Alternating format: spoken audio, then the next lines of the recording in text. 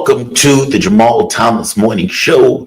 My name is Jamal Thomas. This is indeed my show. I am happy that you could join me this morning. As I always say, you could be anywhere, so I'm glad that you are with me, and I appreciate you being with me. If you guys find yourself coming here often and you dig this content, please give it a like, share the content. I'm trying to grow this channel. Yes, my voice is a bit hoarse this morning. I feel like I'm coming down with something. Also, I didn't sleep all that well. Somebody was playing Xbox until like 4 or 5 a.m. in the morning. But that's okay. We're here nonetheless, and I'm still doing the news. Hopefully, this passes without me catching a cold or anything like that. I didn't have bad colds, so I'm hoping that's not the case. But big news that's taking place. An election is happening right now in Lebanon. There's also news that Donald Trump is being pressured to attack Iran. They're effectively saying that Iran's breakout capability of getting a nuke is such that a choice and a decision needs to be made sooner rather than later on whether or not Trump, or for that matter, even Joe Biden, launches some kind of attack. Israel believes that they would get support from Donald Trump on some kind of attack. So we are looking at a situation where Trump seems to be willing to pull us out of one war, but get us into another. The reason why I said pull us out of one war is because Donald Trump seems to be serious about a few things. Reuters is reporting that he is serious about the Greenland thing, effectively saying, yeah, we want to take Greenland and we want to annex Canada through economic force in the Panama Canal. And I want to talk about why that's super interesting. Because that's not an issue of strength. That's an issue of weakness or an acknowledged weakness. That is Trump looking around at players like Russia, China. They're seeing Russia take its provocative action in Ukraine in order to shore up its security, its local security or its international security, not necessarily wanting Ukraine to be part of NATO, which is effectively a US-led organization on their border. They're looking at what Europe is doing in regards to Romania, or for that matter, in regards to Georgia, and honestly, Ukraine itself. I mean, understand, Ukraine was a coup. In 2014, they overthrew the democratically elected government and they called it a revolution. Now, if Donald Trump is looking out at the world and he sees that Europe is a vassal entity, meaning, hey, Europe, we're going to blow up the pipeline that all of you require for energy, and you're going to accept it, and Europe accepts it. Hey, Europe, we're going to get you involved in a war where you're going to cut gas supplies from your main supplier that you're able to get at a cheap price in order to keep your economies and everything else running, and you're going to buy us at 5 times more. Europe doesn't. Hey, Europe, we want you to increase the amount of money that you're spending on weapons. We want you to send hundreds of billions of dollars to Ukraine for weapons. By the way, that money, 70% is coming to us because those weapons are being bought primarily from us. You are effectively extracting money and resources out of Europe and bringing those resources into the US. That is including companies, because Europe is being deindustrialized because it can't afford to run their companies at the cost of energy that they're paying for in Europe. So if you're Trump and you're looking at this and you realize, well, these guys don't really have a military. They're completely dependent upon us as our vassal. Maybe we want Greenland. And more to the point, realizing, well, China and the size of China is what, 3 times the size of the United States. They have the industrial capacity 3 times of the United States, especially if they are able to actualize all of that industry. So if you're Trump and you're looking at this, what are your thoughts? You see China and Russia coming very close together. You see BRICS and these countries aligning in a sort of economic union that may at some point become more a military union in order to protect the economic union to which they're establishing. You're looking at this as a great power game. Like, especially if you're not looking at NATO as being, let's say, the thrust of your energies. Denmark is already in NATO. So why does Trump need to annex Greenland for his own or for our security? Denmark is already part of NATO, meaning Greenland, by definition, is already under this kind of umbrella. Now, it does make sense if Donald Trump is thinking I can extract resources from Greenland, or that the ice caps are melting and I'll be able to get my hands on those resources if we ourselves are controlling. I don't know exactly what is in his mind, but clearly what is in his mind is some kind of territorial expansion. And that's not just in Greenland, that's also seemingly in Canada. Now, I don't believe for a moment that Donald Trump is going to be able to get his hands on Canada, and I'm very doubtful he's going to be able to get his hands on Greenland. Nevertheless, the reporters or the papers are saying he is serious about it. What's also interesting is Donald Trump's take on Ukraine. Because, as I pointed out yesterday, Donald Trump has said the truest thing that any political leader has said about Ukraine. And I was shocked to hear him say it, but it is nevertheless true. This is what he said the other day. And like I said, this is the first time I've heard somebody in the US give an honest take. And I appreciate him for doing so. Will you make a commitment to the Ukrainians that you will keep supporting them during the negotiations? Well, I wouldn't tell you if that.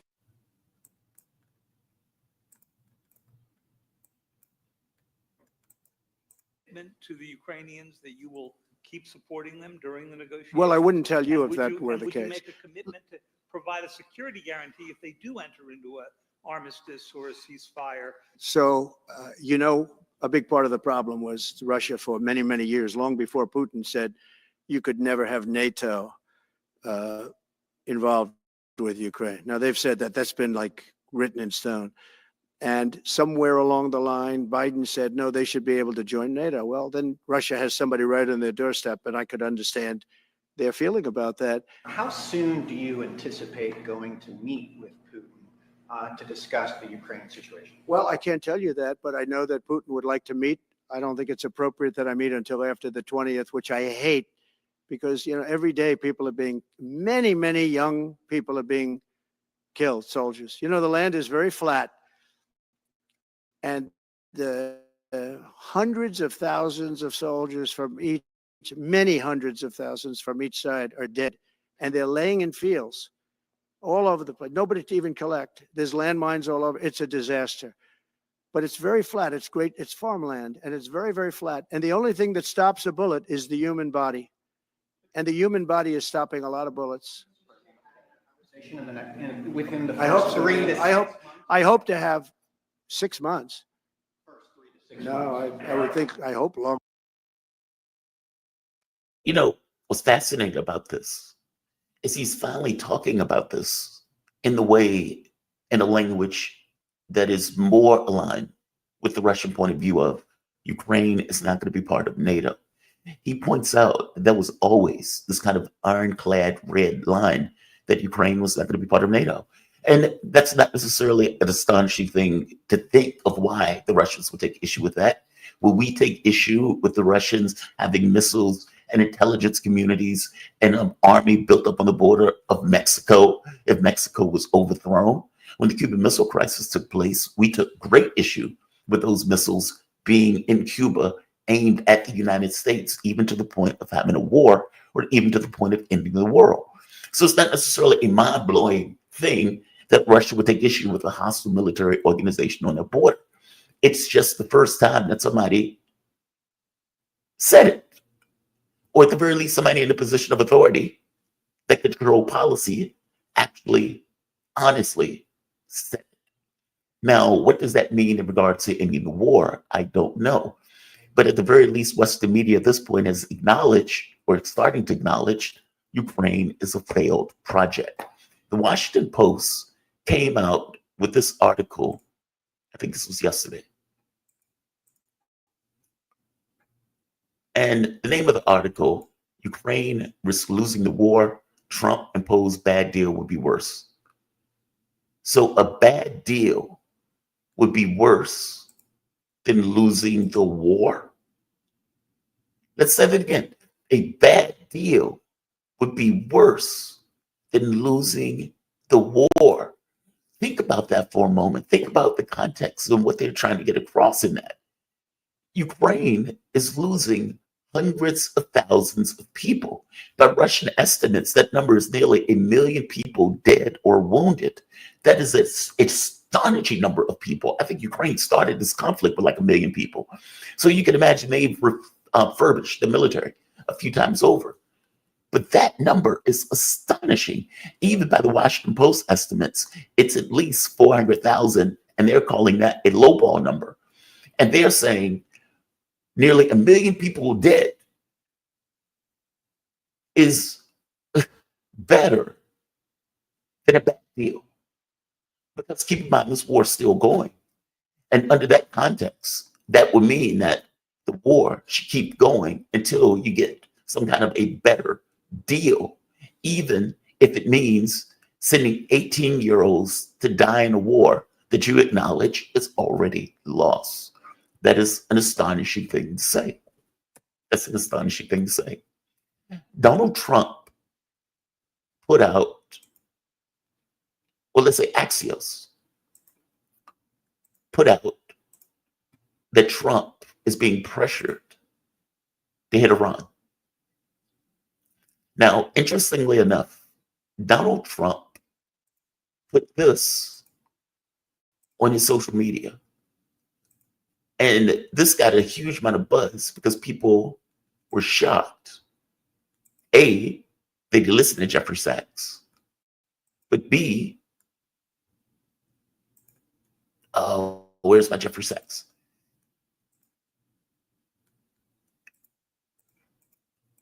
One second. So Donald Trump put out this thing for Jeffrey Sachs that is rather astonishing. Jeffrey Sachs, right here. Jeffrey Sachs is a political commentator, historian.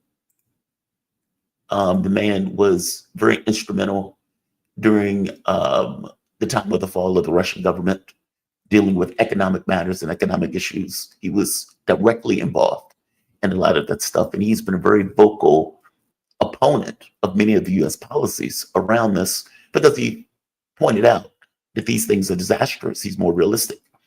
This is Sachs, and this is what Trump put out on his Truth Social post. The war in Syria, and you may actually hear from grown-up reporters who are lying through their teeth or ignorant beyond imagining that, oh, the war in Syria, yes, Russia intervened in Syria.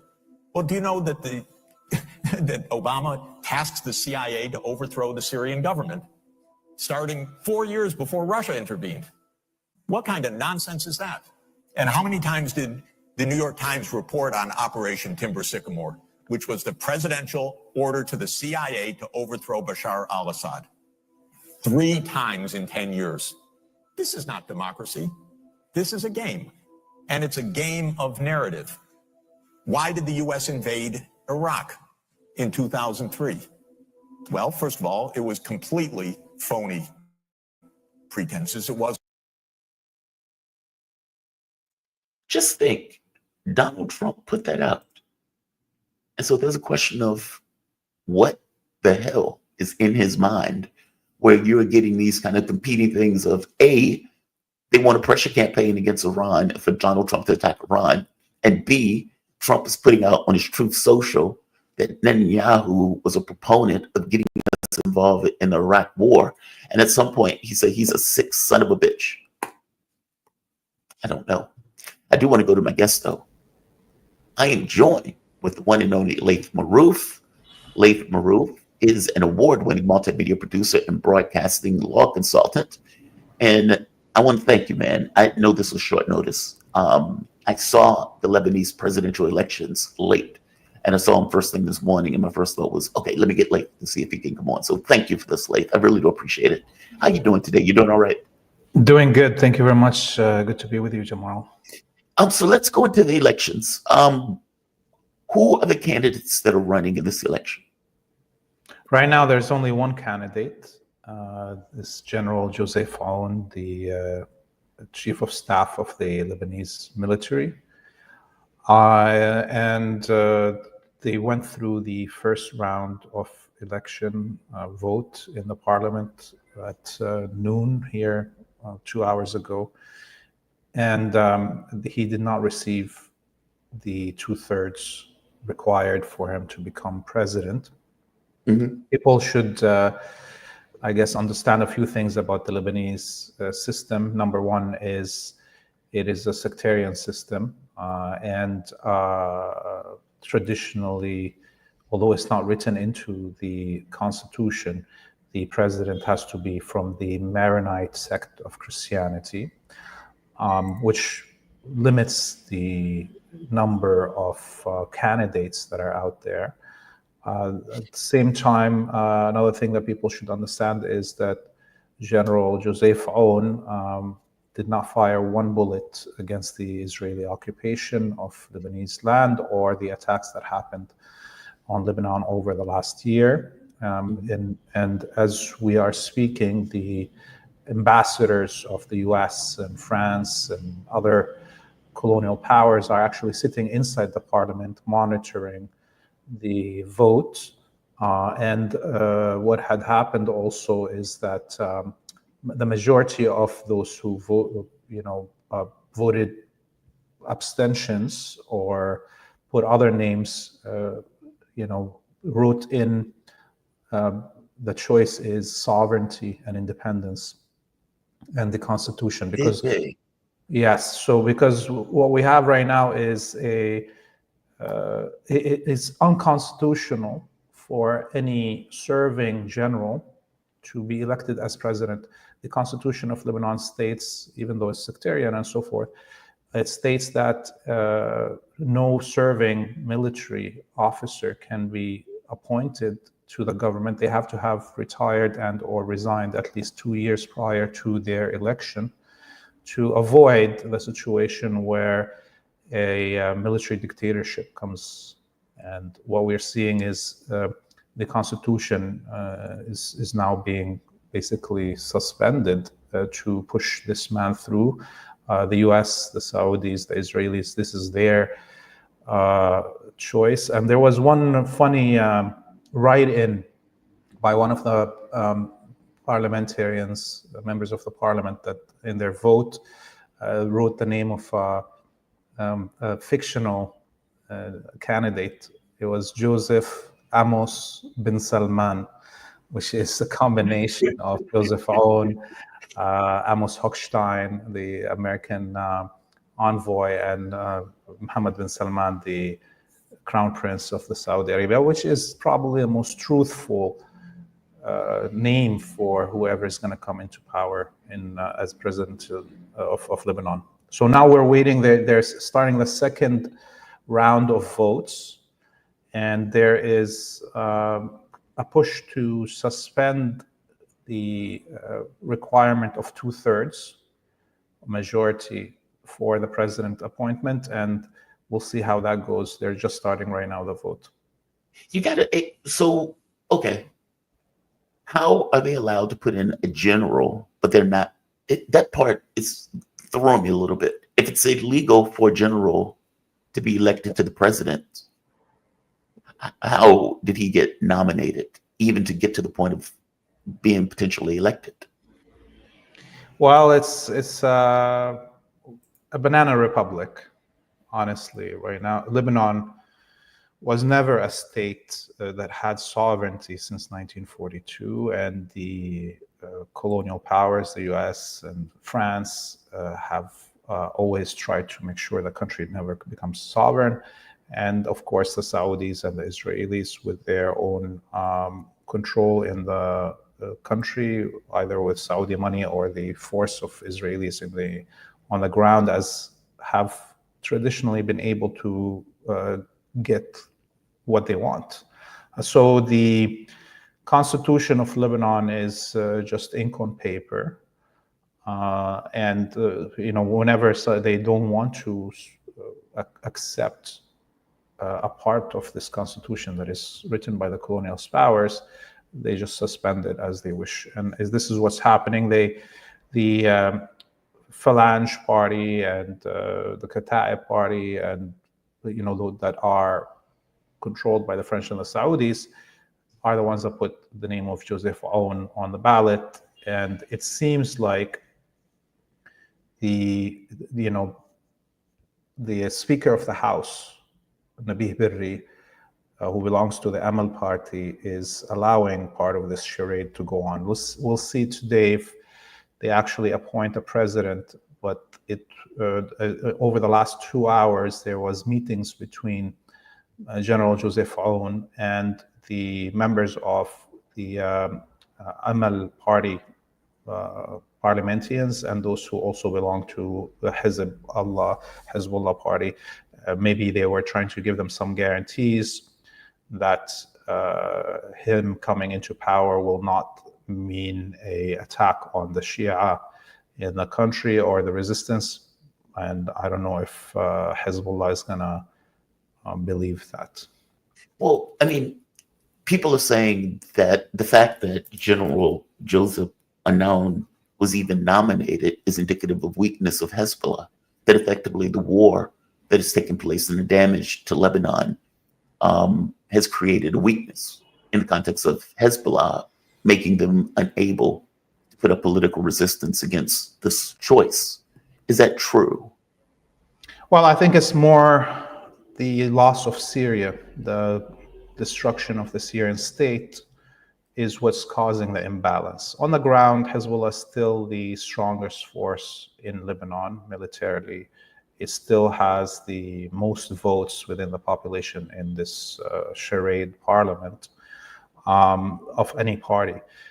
But for the last 50, 60 years, Syria has been the balance to Saudi and Israeli influence on the ground in Lebanon, given the fact that it controls the majority of the border with Lebanon. Lebanon has only one way out for its trade and so forth. Syria had forever an influence in Lebanon. And now with the destruction of Syria and the fall of Syria into the hands of the Saudis, the Turks, and the Americans and the Israelis, that means actually the influence of Syria in Lebanon has shifted to the hands of the imperialists. Therefore, there's no more balance financially, economically, militarily from outside Lebanon. There's no more other regional power that has influence on the ground. And Iran is very far, and Iran can't stand by itself influencing the country without the presence of Syria as a bridge. But how does that affect them politically? Like, if Parliament is a charade, how does Hezbollah have more votes? I don't get it. Like, meaning, if you're right, and look, you know this better than I would, and as you put it, Parliament is a charade. Like, this isn't real. This is, there are so many other influences that Lebanon is not really getting its say. But you also point out that Hezbollah still has more votes. So is it they just don't have enough votes? Is that what's going on? So because of the sectarian form of how seats are reserved by sects, even though Hezbollah has the majority or the largest block of votes in the country, it doesn't translate to the largest number of seats in the parliament. Okay, so for instance, the lowest number of votes that a Hezbollah candidate received in the parliament in Lebanon is a couple 100,000 votes, while the Phalange and the Kataib or these new parties that the US created in Lebanon during the last election, some of them got a seat with 200 votes. Oh, I see. Okay, I see. So in reality, the parliament doesn't represent the democratic will of the people. Imagine, everybody outside. This is what's crazy. If our viewers want to understand it, countries like Lebanon or Syria or Iraq, anybody in the world outside the empire are required by imperial decree to have consensus rule. divvied up by sect and ethnicity and guaranteed vote seats for everybody. You're not allowed to have winner takes all elections, right? But the US has winner takes all elections situation, and there's not allowed any division on ethnicity. It's not like there's a black party Yeah. in the US and reserved seats for the black population or the Latinos or whatever it is, or the Protestants and the Catholics and the Jews. That's not the way it works in the US. And of course, there's all these actually layers that makes it not a real democracy, including the electoral college votes, yeah. right? So in countries like Lebanon, where everything has to be consensus, it means you'll never have a sovereign country and or decisions that are not somehow affected by influence of a minority. I see. And answer me something else. How is the fall of Syria influencing the politics? Meaning, understand that with Syria falling, there's an influence of Iran or something like that that is not necessarily exerted anymore. But I don't quite understand. Like, explain it to me like I was a child. Okay, so the civil war happens in Lebanon, 1970s. It ends in 1980s. Right. A conference happens in Saudi, in the town of Al Ta'if, which brought together the Syrian government, the Saudi government, and the national parties of Lebanon, where the Ta'if agreement was signed, which is basically a division of influence between Syria and Saudi Arabia over the political landscape of Lebanon. It meant that these two parties, the Saudis and the Syrians, will not fight inside Lebanon over influence, and they will guarantee that their interests are not harmed in Lebanon. Mhm. And since Al Ta'if, this has been what stabilized Lebanon, not to fall back into civil war.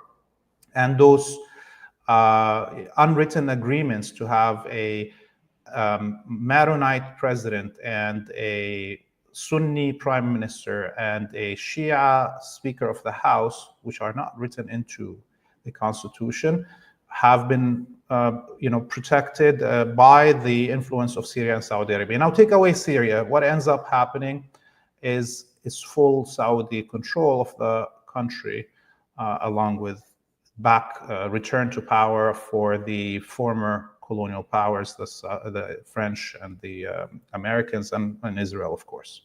I see. Okay. I see. Wow. That is. What is your expectations with this? Do you think he's going to get approved and pushed through?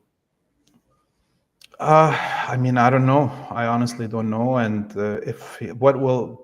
what's more important to think about is what will happen if he gets actually appointed. Mhm. Is he going to actually attack the resistance? Will he attempt to liberate the south of Lebanon? Will the Americans, just to strengthen this new president, get the Israelis to withdraw without a fight from South Lebanon?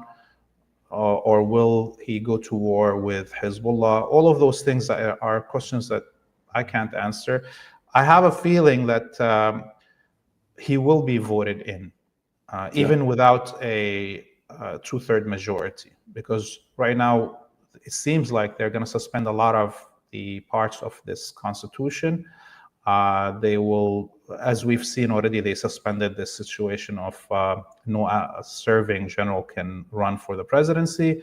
They're probably going to suspend right now the requirement for two-thirds, and they're going to jam it in for a president to come into power. Are you concerned? You said that Hezbollah, they may be trying to make deals or get assurances. Are you concerned that they're going to use this group, meaning use the Lebanese army to go after Hezbollah itself? What are your concerns with this president? Yesterday, just to give you an example, what my concerns are, the Lebanese military along with the UNIFIL, destroyed huge caches of weapons that they have, collected from South Lebanon over the last month, instead of taking them into the warehouses of the Lebanese military and strengthening the Lebanese military with it. That is not a reasonable act by any sovereign general. You have weapons that you received, anti-tank ATGMs and so on, that you collected from different parts of South Lebanon. You put them in the military, and so you can defend Lebanon. No, they Right. blew them up.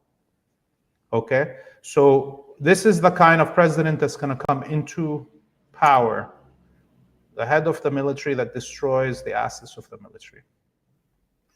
He is completely obedient to either U.S. or Israeli interests. That's your point. That's my point, and I don't think anything is going to come out good from his appointment as president if it happens. What is the word on the ground, like on the street? What are people saying? Well, I think everybody's right now glued to the television, and so you can tell the streets are empty.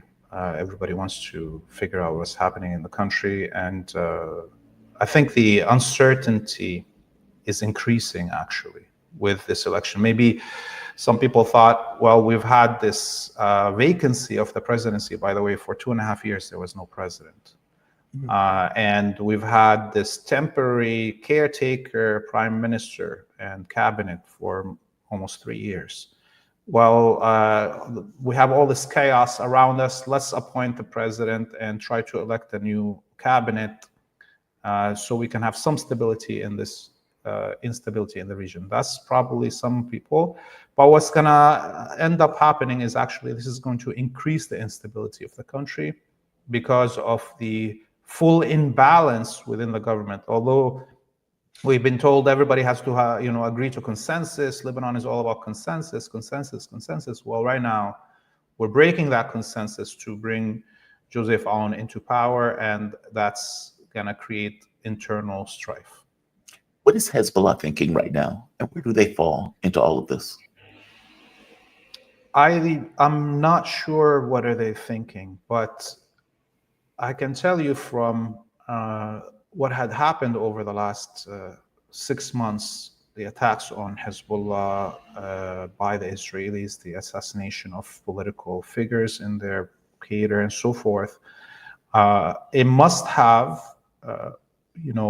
brought in more of the party have started remembering the days before they entered politics, how that was much better for them. Okay, number one, because they were not, Hezbollah was not associated with the corruption in the government prior to its entry into politics in the 2000s.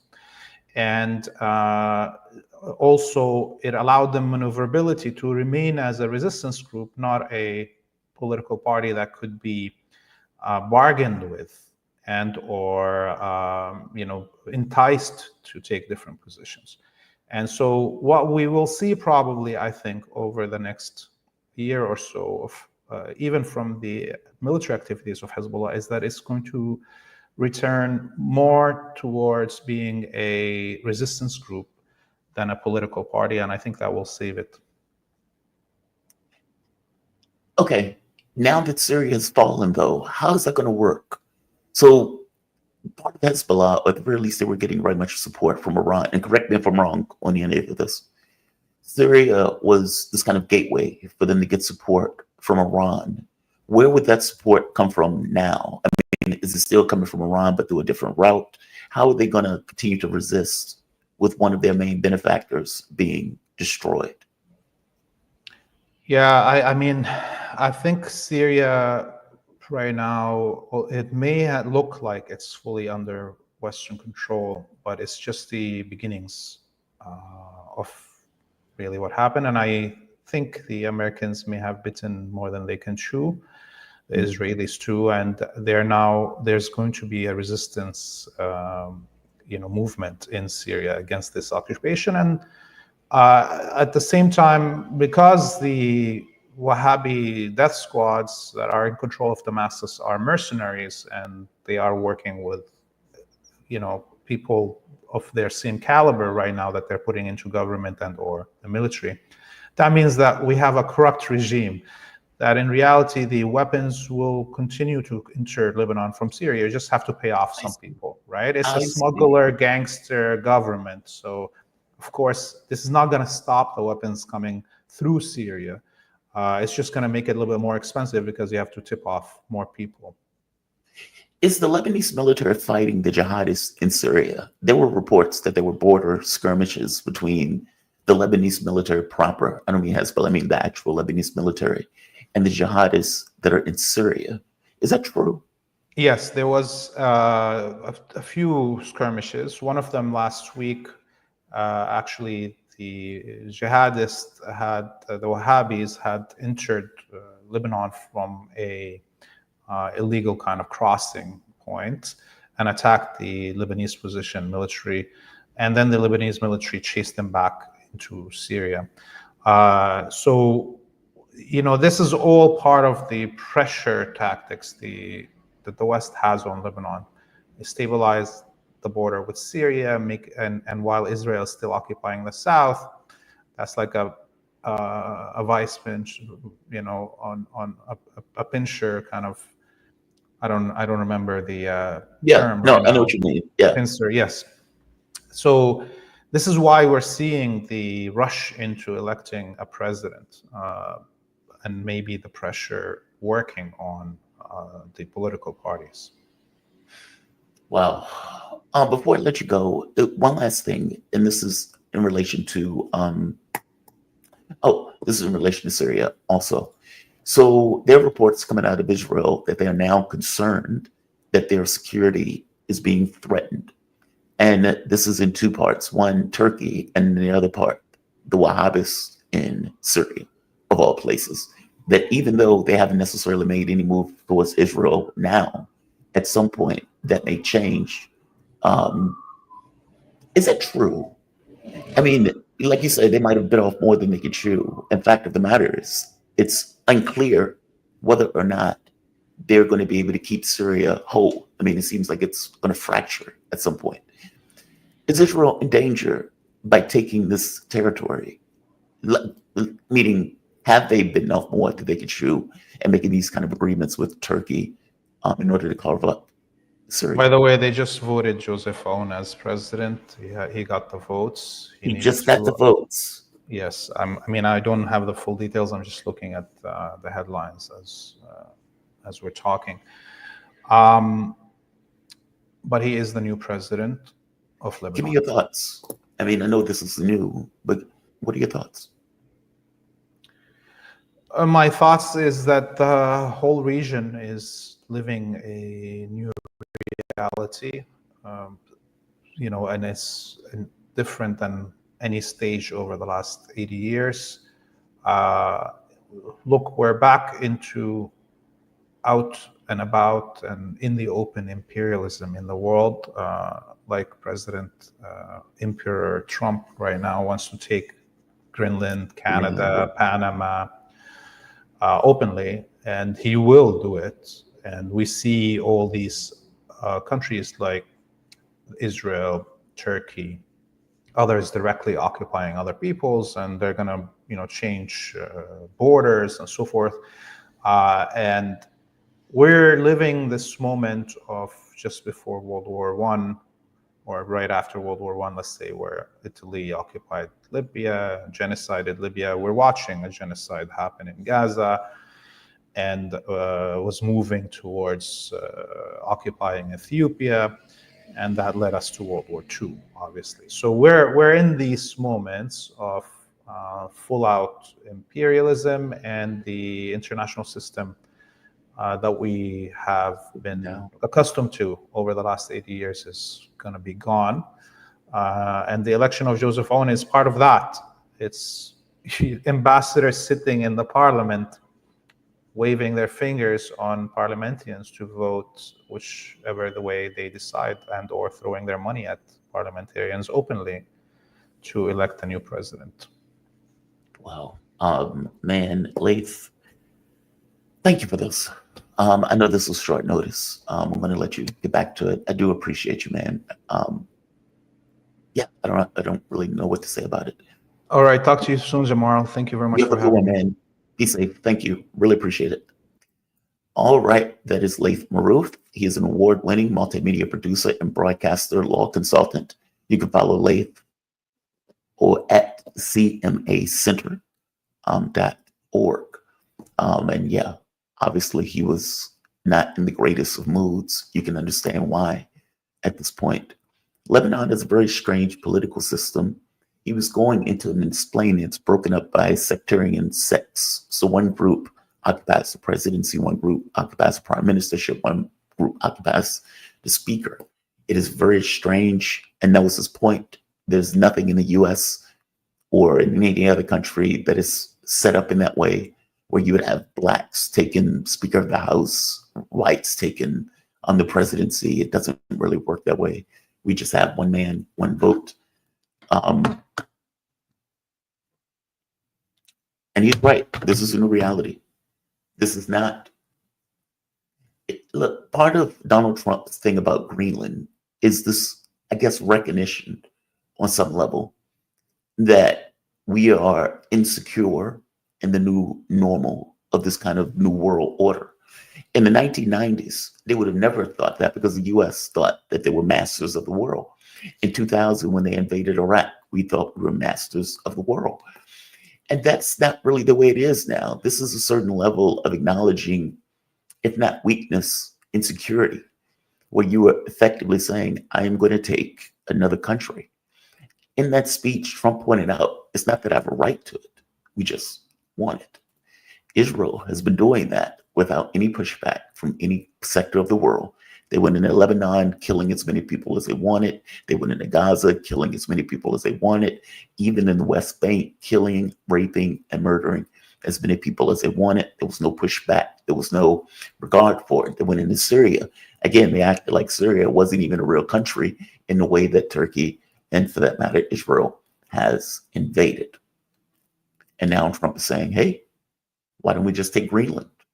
And Israel is saying, hey, why don't we just attack Iran? And of course, Europe stands there weak, impotent, incapable of doing anything in real terms in a political sense, just completely, utterly, and radically neutered. I think he's right. I think we're in a new world. I mean, if you look even at this kind of breaking of order in regards to Georgia, in regards to Ukraine, in regards to Romania, or even in regards to South Korea. I mean, in all of these situations, in Ukraine, you had the violent overthrow of a democratically elected government in 2014 that Europe gave a pass to. In Georgia, you are having this overthrow or attempted overthrow of the government with a Maidan 2.0, using the Ukraine model as a way to try to overthrow that government, because they don't like the fact that the government is a nationalist government. And then they use this Russia-backed or Russia-leaning. This is nonsense. Those countries just don't want to be embroiled in a war. That doesn't make them Russian-leaning. That makes them a common sense position of not necessarily wanting their people to die in a war in the way that Ukraine is being slaughtered in that war. That is rational. Same thing with Romania. They said that TikTok videos were suspicious, and they believed that the Russians were doing those TikTok videos. Come to find out, it was their own liberal parties that were in Romania that was putting out more money into political advertisements. Had nothing to do with Russia. And they killed the election of a guy that would have won that election because of TikTok videos that were suspicious. This is not normal. This is weird. It's very strange. And it is fundamentally breaking any notion of typical world order in the way that the world would typically operate under any notion of rules-based. And I mean that in the literal sense, not in the way that the US uses rules-based. Lath is right.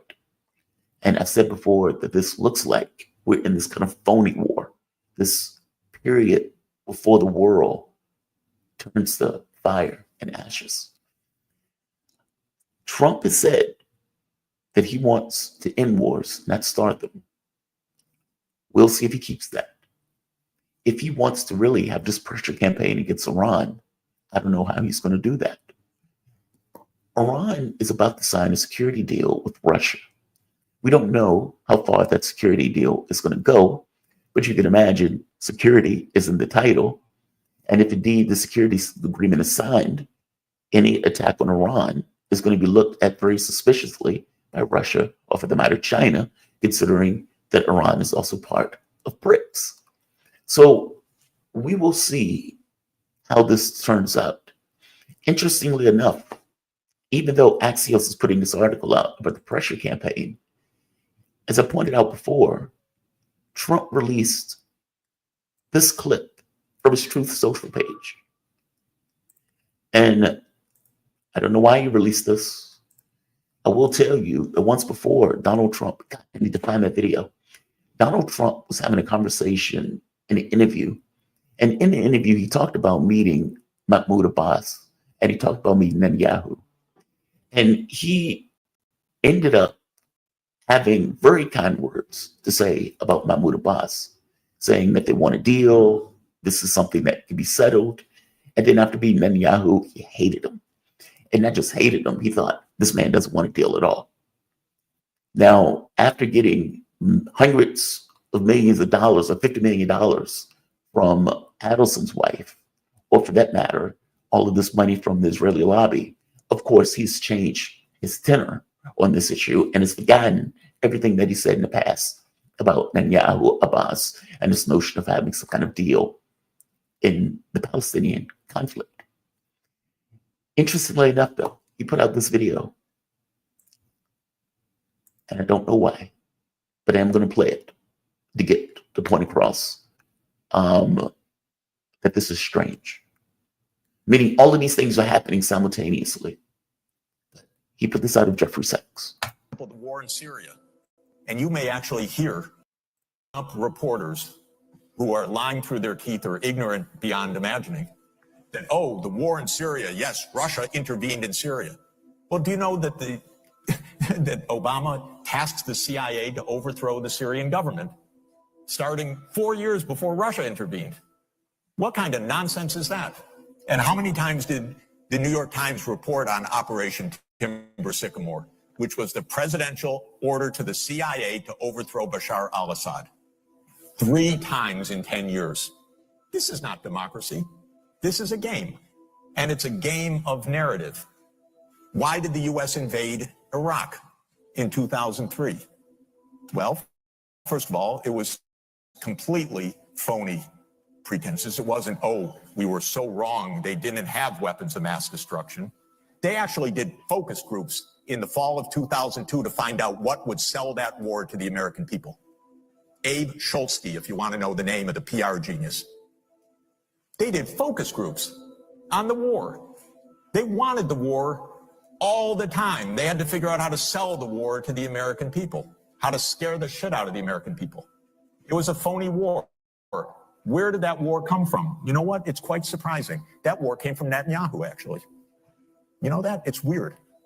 And the way it is that Netanyahu had from 1995 onward the theory that the only way we're going to get rid of Hamas and Hezbollah is by toppling the governments that support them.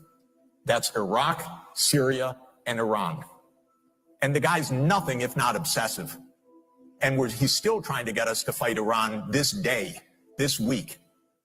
He's a deep, dark son of a bitch, sorry to tell you, because he's gotten us into endless wars, and because of the power of all of this in the U.S. politics, he's gotten his way. But that war was totally phony. So what is this democracy versus dictatorship? Come on, these are not even sensible terms. The war in Syria.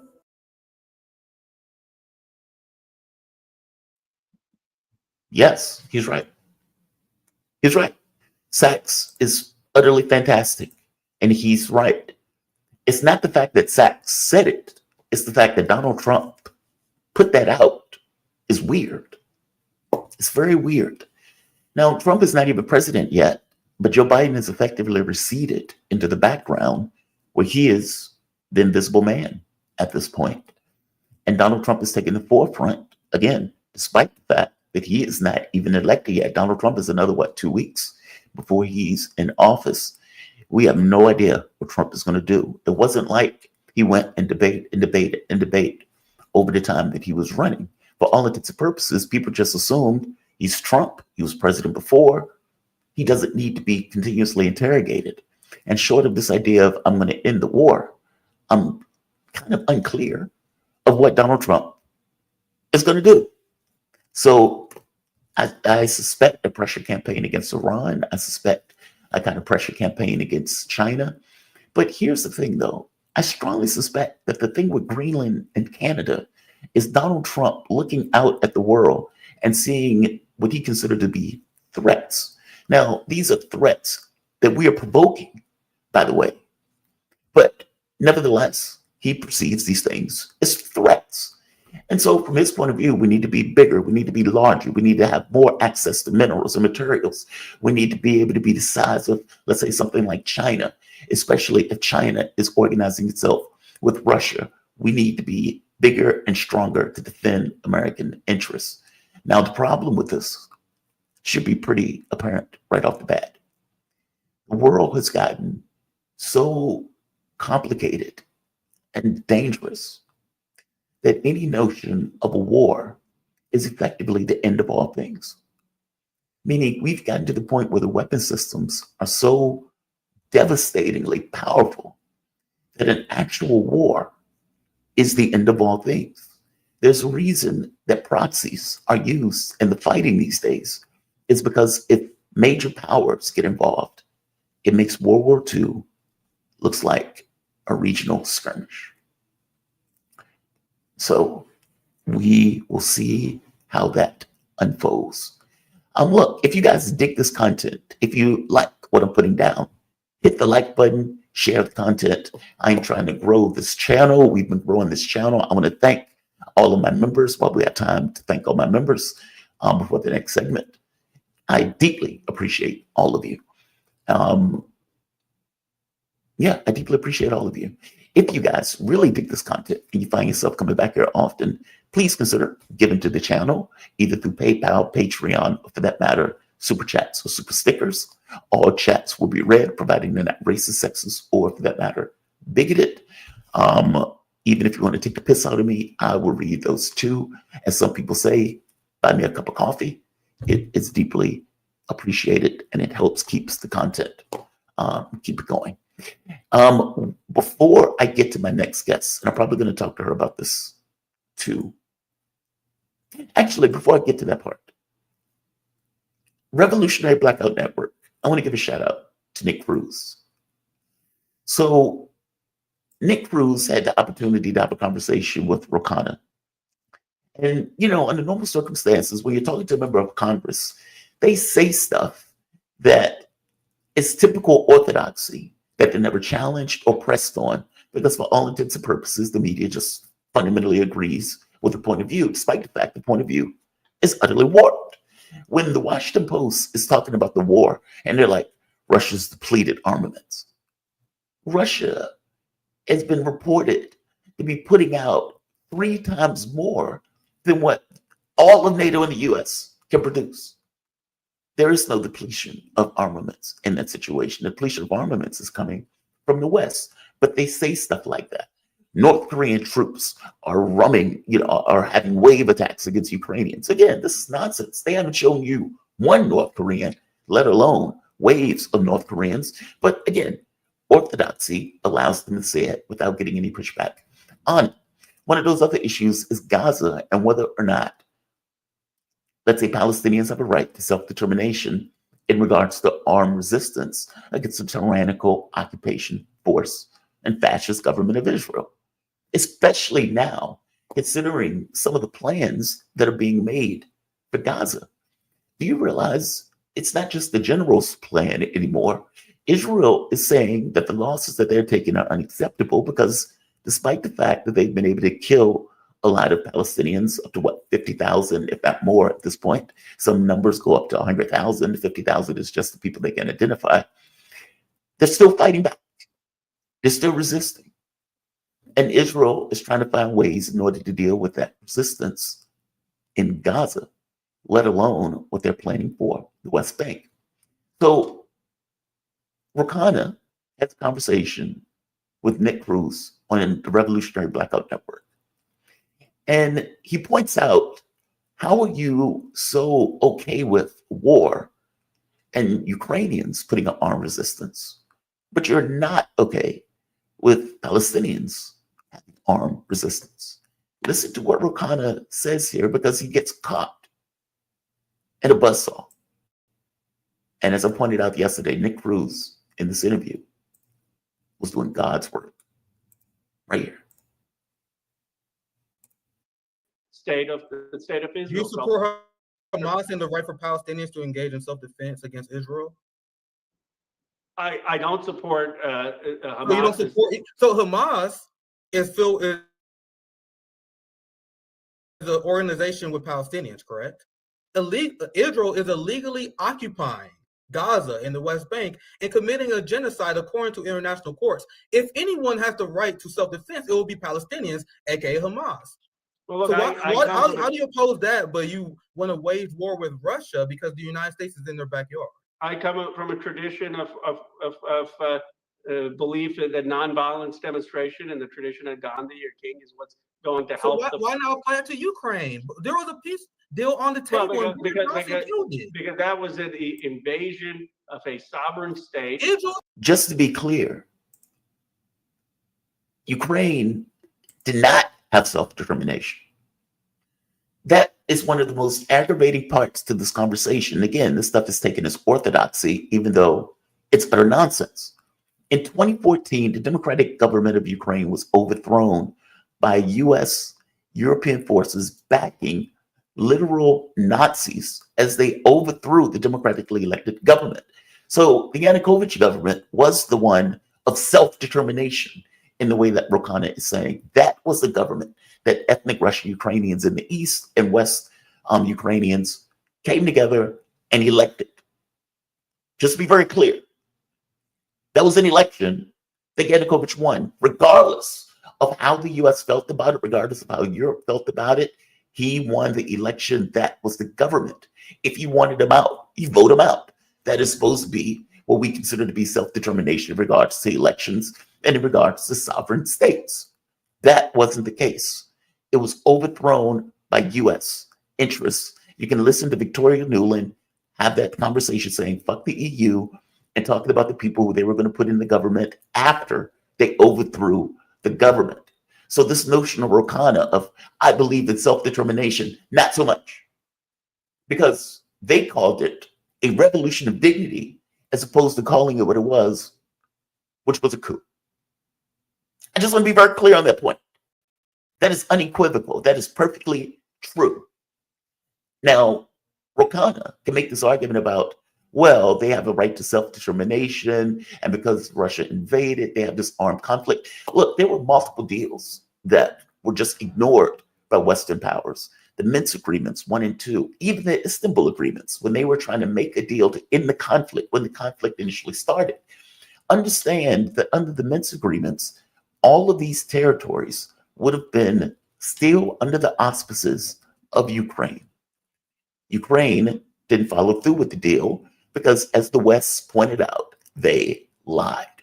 A deal that should have ended a conflict was used to allow Ukraine to build up this massive military that they effectively used to kill 14,000 ethnic Russian Ukrainians when those Ukrainians decided to leave.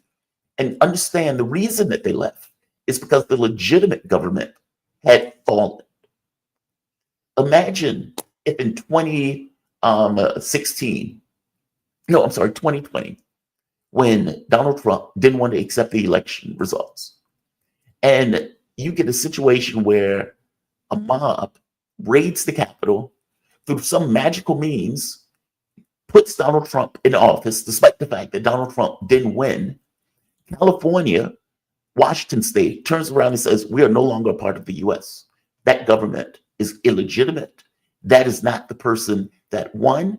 And because that government is illegitimate, you've fundamentally broken this kind of esoteric agreement that is in place that we will fall in line providing there is a legitimate vote in regards to the government. This is no longer the US government because the US government is fundamentally collapsed because the guy who won was not installed. That is effectively what happened. You overthrew the democratically elected government, and other regions looked at that election or looked at the overthrow as illegitimate. You have Nazis who hate our guts that you have now put into power in Ukraine. We don't want any part of this. The coup government or the coup regime goes on a killing spree to try to grab those regions back. But again, they've lost all legitimacy because they overthrew the government that was actually legitimate. Now, Rouhani may not know this. Rouhani may not care about this, but it is true. So this argument of believing in self-determination, he seems to only believe in self-determination when it's somebody who he wants in power.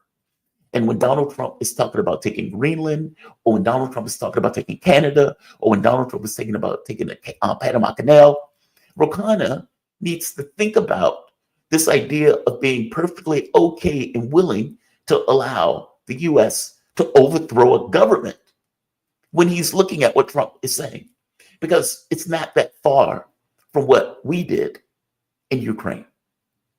It seems he only cares about self-determination when the election turns out the way that he wants it to turn out.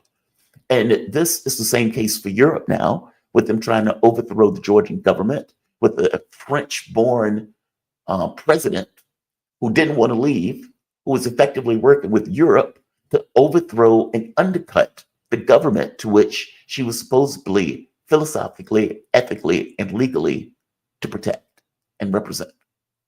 And the same thing, as I pointed out, in Romania.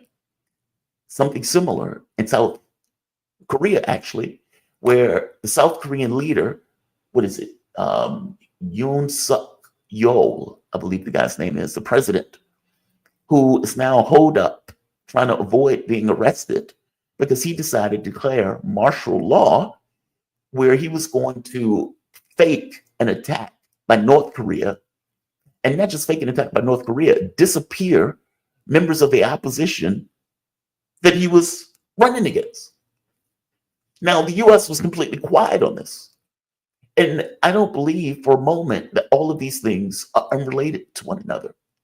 Donald Trump is coming in saying he wants to end wars, not start them. And it seems that the powers that be, either in Europe or the United States, is trying to fix the world in the way that they want it before Trump gets in office.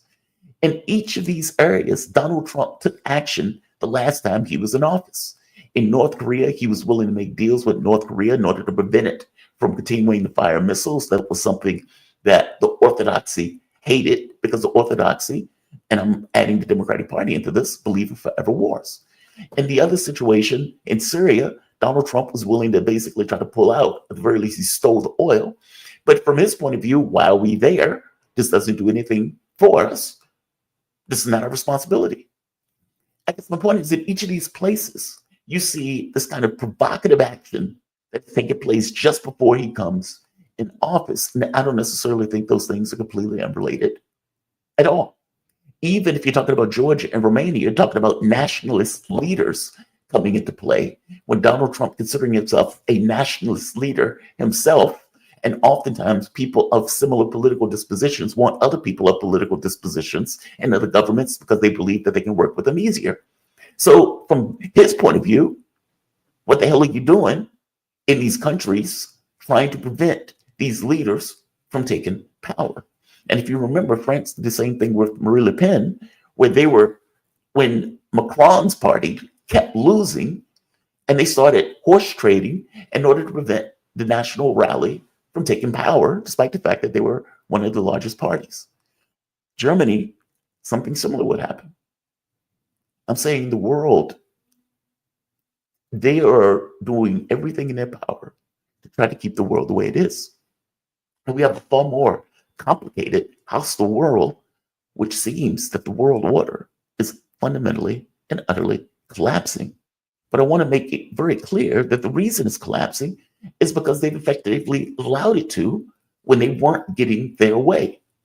These are liberals, by the way. Meaning, for all the talk about conservatives being the party that, invades countries and everything else, liberals, I would argue, are somewhat even worse, because from their standpoint, they have this kind of moral superiority that is purely and entirely self-fulfilling. They look themselves in the mirror and they think themselves are better. They think they know better. They think their decisions are somehow better, that they're somehow morally and ethically superior, despite the fact that they're starting wars all across the globe, and they're fundamentally upsetting and destroying any notion of international order. So we'll see how this turns out. I guess my point is, Rokana is full of shit in this. I appreciate him going on Nick Cruz's show, but he is fully full of shit. And as Cruz was trying to put out to him, how are you okay with Ukraine doing this, but you believe that the Palestinians should just beseech Israel to not take more land, to not put their people in prison, to not have their babies out there freezing to death in the cold, something that is literally happening, by the way, to not have a situation where you've destroyed their hospitals, where dogs are going in eating the corpses of children. I'm saying that one group after the next has pointed out this is a genocide, and it is outrageous to come to some conclusion that they don't have the right to armed resistance, but Ukraine, the coup government, does. Yeah, Rokana, you're getting this one very wrong. Right here, you just summed up why liberals can be more dangerous than conservatives. That sense of moral superiority and complacency, yes. And it is coming from liberals this time. Yes, it is. I mean, Hillary Clinton is a liberal. From her point of view, forever wars are perfectly fine. I showed you the clip the other day where that African woman was being tortured in Libya. And Hillary Clinton just got a reward from Joe Biden for being some kind of great statesman. Think about that. Meaning the person that helped overthrow the Libyan government, where they are literally selling slaves, Joe Biden gave that cretin an award. That's a liberal. Joe Biden, or for that matter, the Obama administration, overthrowing the Ukrainian government. In their mind, that is something good, that is something right, and we should keep this war going, even to the point of a nuclear conflict. That's what Joe Biden has been doing. Again, a liberal. He thinks that's right. And even when they were on the debate stage, Kamala Harris was going after Donald Trump, saying, well, he just wants to work with dictators. What that means is Donald Trump wants to make deals to end wars when he can make a deal to end a war. They don't. This is the way they think. And then they go along with this sense of moral superiority while simultaneously being warmongers. Just outrageous. These people are sociopaths. And yet they think they're perfectly fine. It's astonishing when you think about it. Antony Blinken is one of the worst sociopaths on the planet. Matt Miller is a complete sociopath. All of these people are degenerate troglodytes. And yet they would stand there in a suit and present themselves as if they're somehow better. They're not. And they've gotten to this point of believing that they are so better and so right that elections don't matter. That elections don't matter.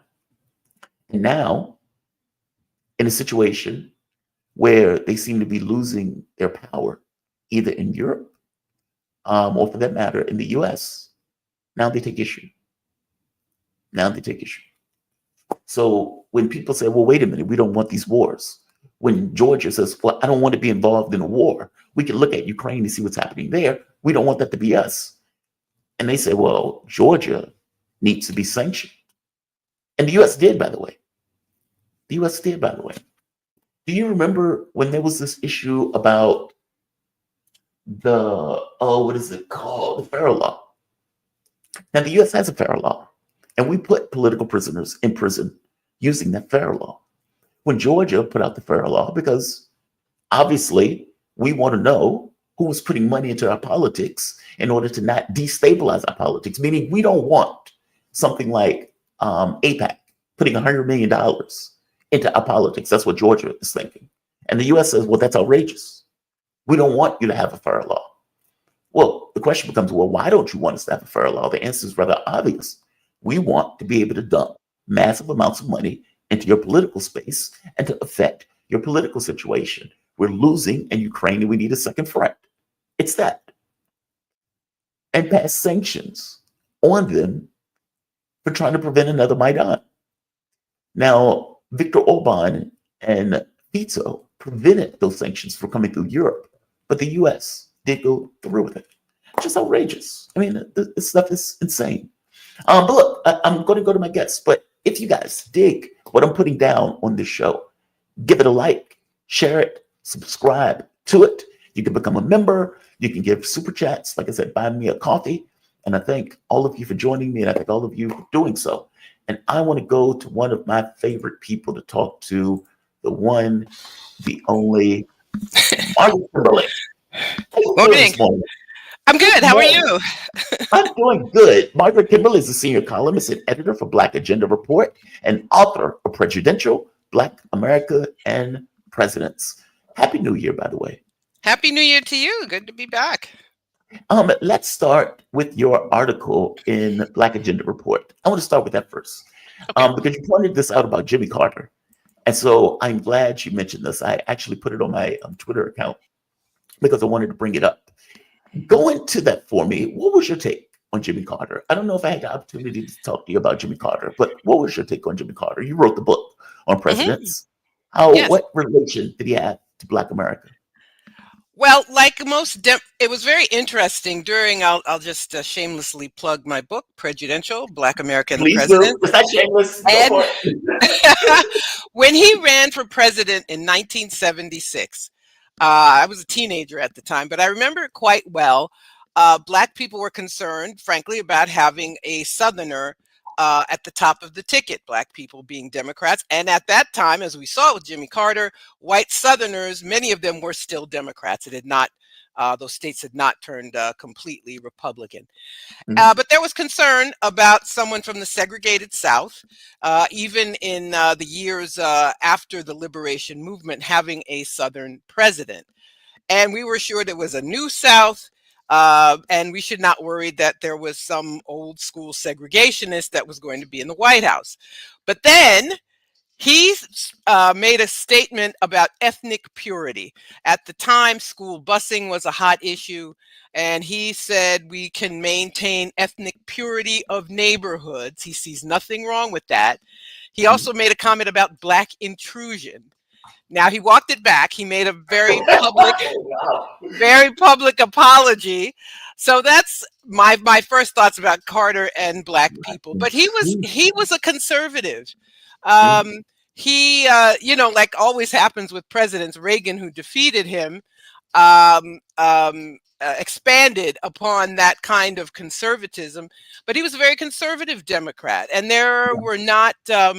I don't believe any big gains for Black people, for anybody who wanted wants the government to play that kind of a role. Well, he was different than the New Deal Democrats, right? Like, from my understanding, he was this kind of intermediary changeover between New Deal Democrats and Bill Clinton, where Bill Clinton was this kind of third way Democrat, where Jimmy Carter was something in between. Correct me if I'm wrong, though. You're correct about that, but we see this trajectory of Carter being more conservative than Nixon, Reagan being more conservative than Carter, Bush continuing Reaganism, Bill Clinton allegedly being a Democrat, but the one who got rid, whose welfare, quote unquote, reform ended the right to seek public assistance that had existed since the days of FDR. So we see this trajectory of a further and further rightward tilt in the presidency. But Carter, after he left office, he, unlike other presidents, he didn't make a lot of money.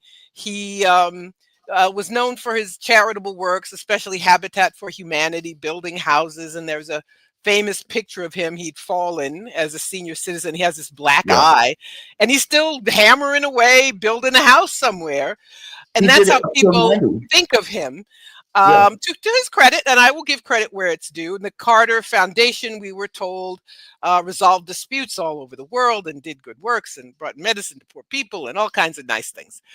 But it turns out these presidents, I feel like they're never former presidents, even in his work with the Carter Center abroad. And I reminded people that it was his administration that began this policy of the U.S. arming jihadist groups. He and Zbigniew Brzezinski in Afghanistan in the late 70s armed people like Osama bin Laden, who I don't know if we'll ever be able to talk about the fact that he was once a U.S. ally, but he was. And that this September 11th was blowback from those connections. So that's what he did as president. As a former president, the Carter Center played a terrible role in Haiti. I gave that example. By this time, 1990, it was Bush 43, who, or was it 40? I can't remember the numbers now. Anyway, Bush 41 and 43, yes? Yes, Bush 41, Papa Bush, was president. The Carter Foundation, so Haiti was finally having democratic elections in 1990. People wanted Jean-Bertrand Aristide. Right. Carter goes down there and says to Aristide on election day, well, you should stand down because there might be violence. Now, the people wanted Aristide, and he won overwhelmingly. But he wasn't who the U.S. wanted, because he wanted an independent, sovereign Haiti that should help its people. And that's not in the interest of the Haitian elite or their friends in Washington. So they tried to undercut Aristide, who was president at that point for a very short time. He was overthrown by the military. Now Bill Clinton is president in 94. And the Black Caucus, who at the time actually played an important role in foreign policy, in speaking up, they asked Bill Clinton to help return Aristide. Of course, it was turned into the U.S. invading Haiti again. The U.S. invaded and occupied Haiti for 20 years, from 1915 until the 30s. So, and the Carter administration played a role there as well. The Carter Foundation, rather. So I just wanted to remind people that even if you have a warm, fuzzy feeling about a particular president, especially Jimmy Carter, he lived to be 100. He was building houses. All kinds of good things. They still do what presidents do. They uphold U.S. interests as defined by militarism and by imperialism. I will give Carter credit on the Gaza issue. He seemed to have been a tireless, and you can correct me if I'm wrong on this, advocate for, Carter was the first president that I heard that talked about it on some level of honesty, where he pointed out, like, look, these are resistance groups, Israel is an occupation, etc. Like, meaning it's an apartheid state. Like, these are words that I've never heard come out of a president, short of somebody like Jimmy Carter. But again, correct me if I'm wrong on this. I could be. You are correct. You are correct. He's the, when people would ask him, do you think it's fair to refer to Israel as an apartheid state? He would say, yes, it is. And he talked about talking with the PLO and Hamas. By the way, Israel promoted Hamas in order to undercut the PLO. So this idea that they're just some, evil force that's out to kill all the Jewish people is just untrue. But Carter did advocate for the U.S. being an honest broker in Israel, instead of just being the subservient nation like that it is now. Biden, by the way, who's about to leave office, thank God. Yes, I say that even though Trump is the one following him. Biden has armed Israel more than any other president in one term. More money, more weapons, more death. and they are helping Israel ethnically cleanse Gaza up until January 20th. So Trump can step in, and he says if they don't return the hostages, there's going to be hell to pay. Of course, Israel has scuttled every plan to get the hostages back, lest we forget. But the, destroying hospitals, kidnapping doctors, bombing refugee camps, everything down the line, anything Israel wants, that's where we are now. And so we miss someone like Carter, who was willing to at least talk about the possibility of having a different kind of policy with Israel. Ironically, before Donald Trump got into politics, he had this conversation with Netanyahu, and I believe it was Mahmoud Abbas. And I know people hate Abbas just because he's, at this point, just kind of working with Israel. But that to the side. Trump ended up coming out with this assessment that he hated Netanyahu, that Netanyahu effectively didn't want a deal or didn't want to solve the conflict. He basically wanted to take it all. And that wasn't the impression that he got from Abbas. Fast forward to today, where you have an entirely new Donald Trump with $50 million in his pocket that is an incentivized point of view. So the reason why I say that is on his Truth Social, Trump put out this kind of Jeffrey Sachs piece where he was. Did you see that? I could not believe it. Jeffrey Sachs, I'm a big fan of, and I know Sachs has had a problematic past, his role in Russia in the 90s and so forth. But now he's this voice for sanity of reason. Opposing U.S. policies in Israel, in Ukraine, a person who, because he operated at those upper echelons, his points of view are very important. And I could not believe that Donald Trump was quoting Jeffrey Sachs and included this video of Sachs in his post. It was incredible. I'll play a piece of this just so the people would know. I played it earlier, but just when I clip this, I just want this to be in it because I was shocked by this. I don't want to get your take on what the hell is going on, because two things are taking place simultaneously. In one sense, Axios is talking about a pressure campaign where they're trying to get Trump to attack Iran, effectively saying that this needs to be done now. Iran is this kind of breakout time where they can get a bomb. Now, the irony of this is that Iran is doing this for the same reasons that North Korea is doing this. Israel has a nuclear bomb. Everybody knows that Israel has a nuclear bomb. Iran, at this point, has lost Syria, and they are under this massive amount of threat where the U.S. is continuously talking about attacking it, going all the way back to before Obama, and even after the overthrow where they got rid of the Shah. And so there have been this consistent pressure campaign that the U.S. has put on it for decades. And now it's culminating to Israel going on a murder spree all throughout the Middle East, where, they feel insecure, as they should feel insecure in this moment. So now it's like, hey, we recognize that they feel insecure, so now we need to bomb them into the Stone Age. Okay, fair enough. Trump puts out this video, and like I said, I want to get your take on it. I don't know what's going on with this, but let's play it. And you may actually hear from grown-up reporters who are lying through their teeth or ignorant beyond imagining that, the war in Syria, yes, Russia intervened in Syria. Well, do you know that that Obama tasked the CIA to overthrow the Syrian government starting 4 years before Russia intervened? What kind of nonsense is that? And how many times did the New York Times report on Operation Timber Sycamore, which was the presidential order to the CIA to overthrow Bashar al-Assad? 3 times in 10 years. This is not democracy. This is a game, and it's a game of narrative. Why did the U.S. invade Iraq in 2003? Well, first of all, it was completely phony pretenses. It wasn't, we were so wrong, they didn't have weapons of mass destruction. They actually did focus groups in the fall of 2002 to find out what would sell that war to the American people. Abe Schultzky, if you want to know the name of the PR genius.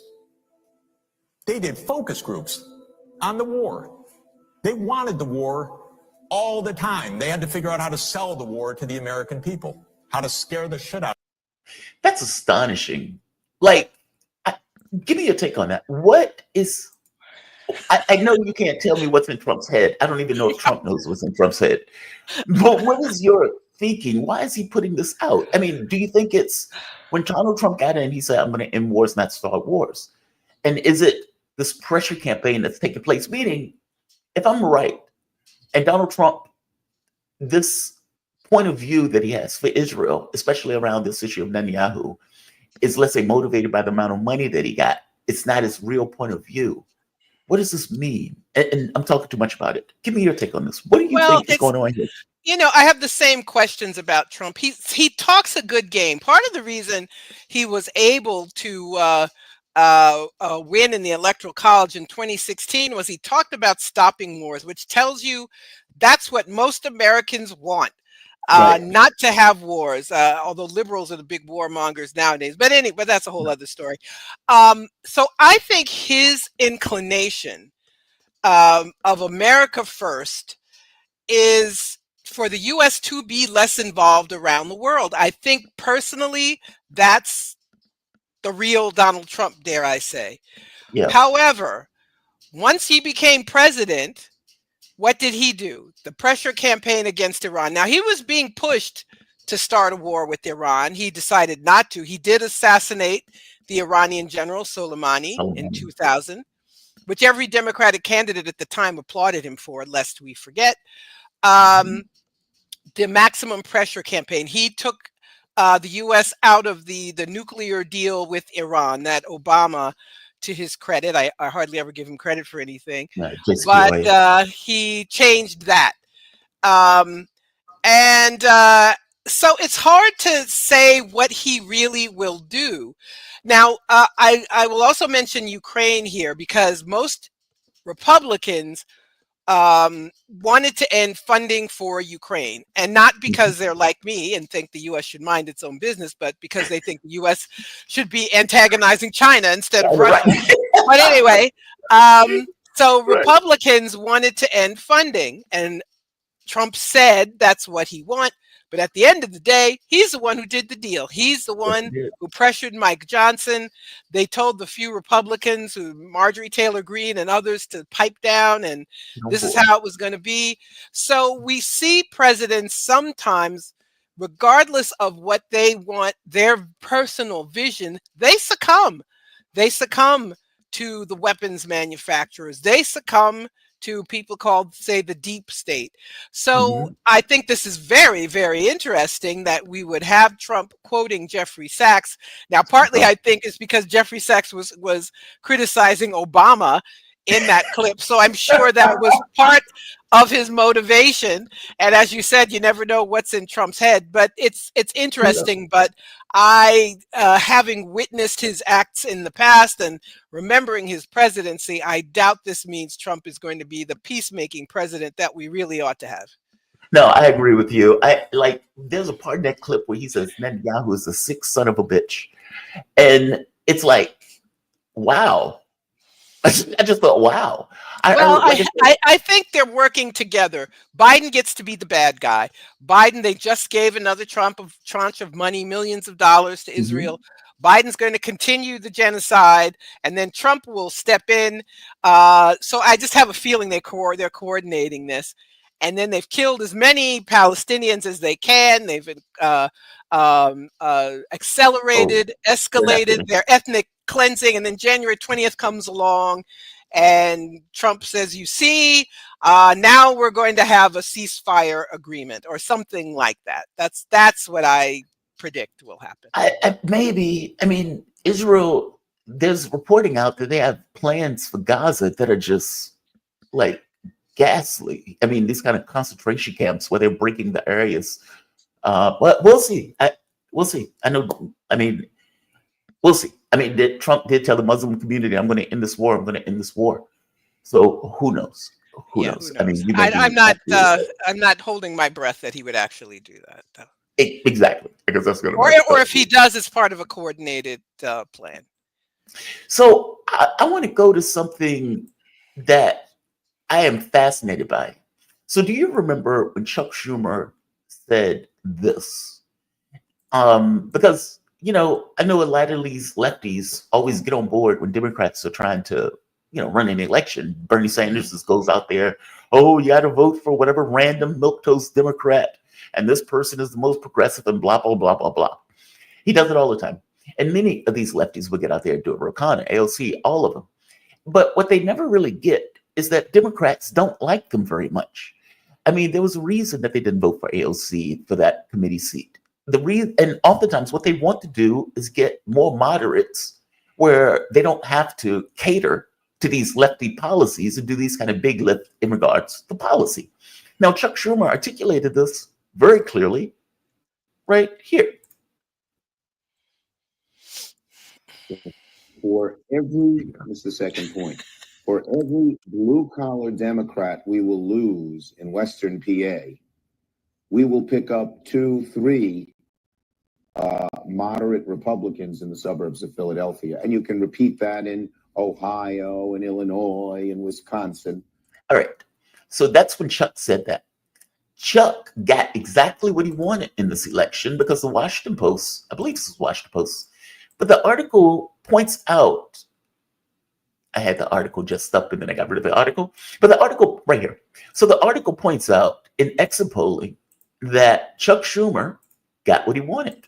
It just wasn't enough to win. So exit polls from the U.S. presidential election indicated that approximately 15-point swing towards Donald Trump among voters earning less than $50,000 a year, the poorest bloc of voters in the United States. For the first time since the 1960s, a majority of Americans in low-income bracket voted Republican. At the other end of the spectrum or the scale, the most affluent voters shifted to Democrats. According to the voter survey in exit polls, Vice President Kamala Harris scored a majority of votes from those making more than $100,000 a year, the top third of their income distribution. Chuck Schumer got exactly what he wanted, and it wasn't enough. I mean, this is so ridiculous, right? Like, why would it be enough? You have a 1% versus 90% of the population that he just basically ignored. Give me your take on this. Well, that clip you showed was from 2016, and he was speaking that summer before the election. This whole notion, wishful thinking that there are these moderate Republicans who would vote for Hillary Clinton instead of Trump. Can we please stop talking about these moderate Republicans? The moderate Republicans now are the Democrats, frankly. But anyway, Right. so but he was wrong, and that quote has been played numerous times as proof of how badly they failed when Hillary Clinton lost in the Electoral College. But this now, I think it's very simple what's happening now. The Democrats haven't done anything for the people. Right. And because they haven't, the Republicans get to have these gains among lower income people. I've said this before, I will say it again. One of the reasons Kamala Harris lost is that those COVID programs disappeared. There were people who were surviving on those, those stimulus payments seemed to be small, but they were paying somebody's rent or their car note, or the child tax credit was huge. Yes. And then it was just gone. In 1 year. And One year. People were kicked off Medicaid, kicked off of SNAP. So, and there was never any explanation because the Democrats, because they're also captives of the corporate parties, captives of wealthy people, they will not say, they could have said, we wanted to extend these programs, but the Republicans said no. But they don't want to do that.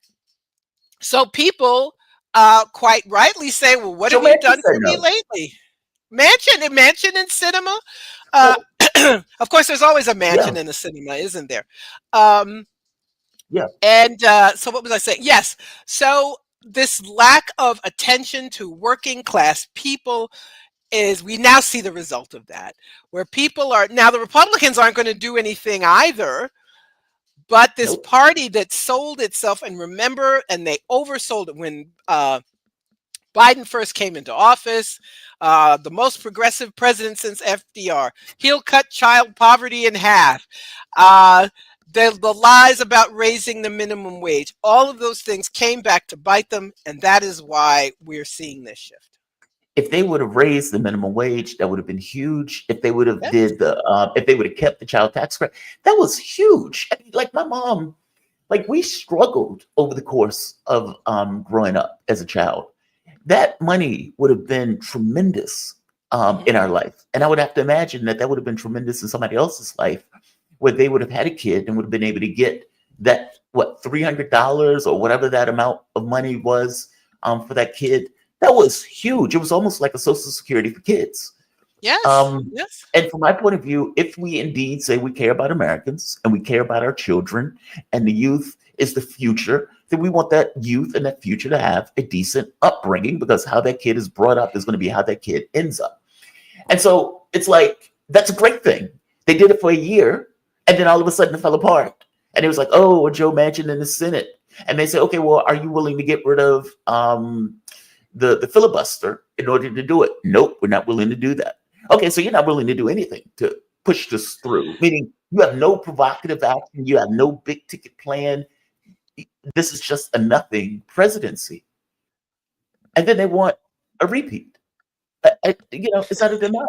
And to your point, they are aiming for moderate Republicans for that exact reason of corporate capture, that they have to go to the rich and say, hey, I know you don't need health care. I know you don't need education. I know you have money where you don't need Social Security, but could you please allow us to run a campaign that raises these things? And of course, they're going to say no. We don't need this. Exactly. And so we have this oligarchic class. It always cracks me up. They talk about oligarchs in Russia or somewhere else. We've got oligarchs right here. Right. They control both parties, and they have made it clear they do not want any help for the people. They Yeah. want they want a race to the bottom. They want austerity, not just in government spending, but they want the people held down. They want us to live like dogs. And they do not want, they are adamantly opposed to any assistance that the people need. And that's why there's this death by 1,000 cuts of SNAP or Medicaid, or, you have to go to work rules, all kinds, Yeah. anything that minimizes assistance to the people, they are opposed to it. And that means Democrats as well as Republicans will go along.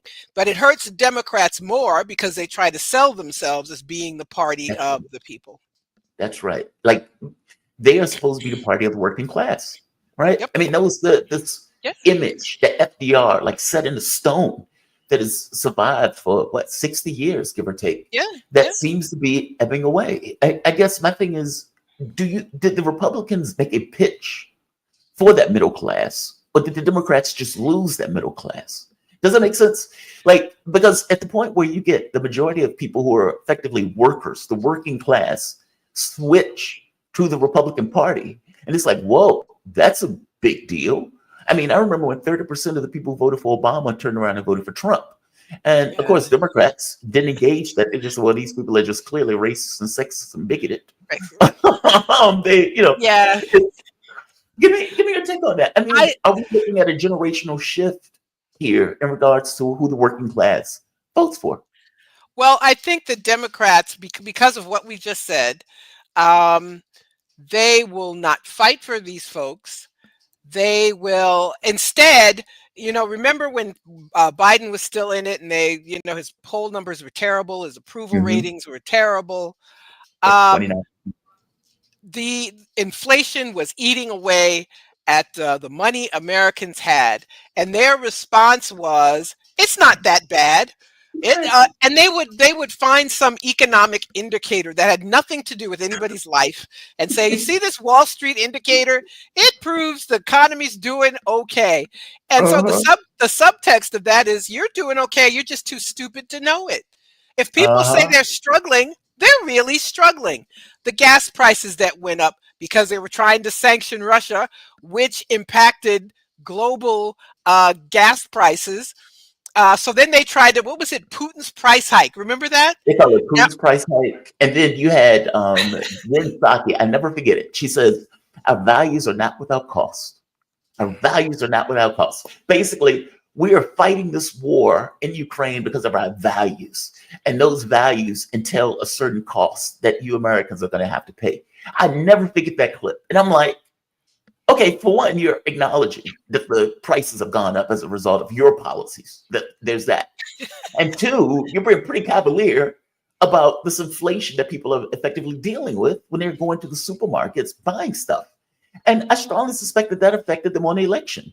I mean, when the president asked, "Are you better off today than you were 4 years ago?" That is a damning question that every president, for the most part, gets asked. And those people said to themselves, prices were less. I mean, it really did go, in many respects, to many people on this notion of inflation. Prices were less under Trump. He might be a maniac.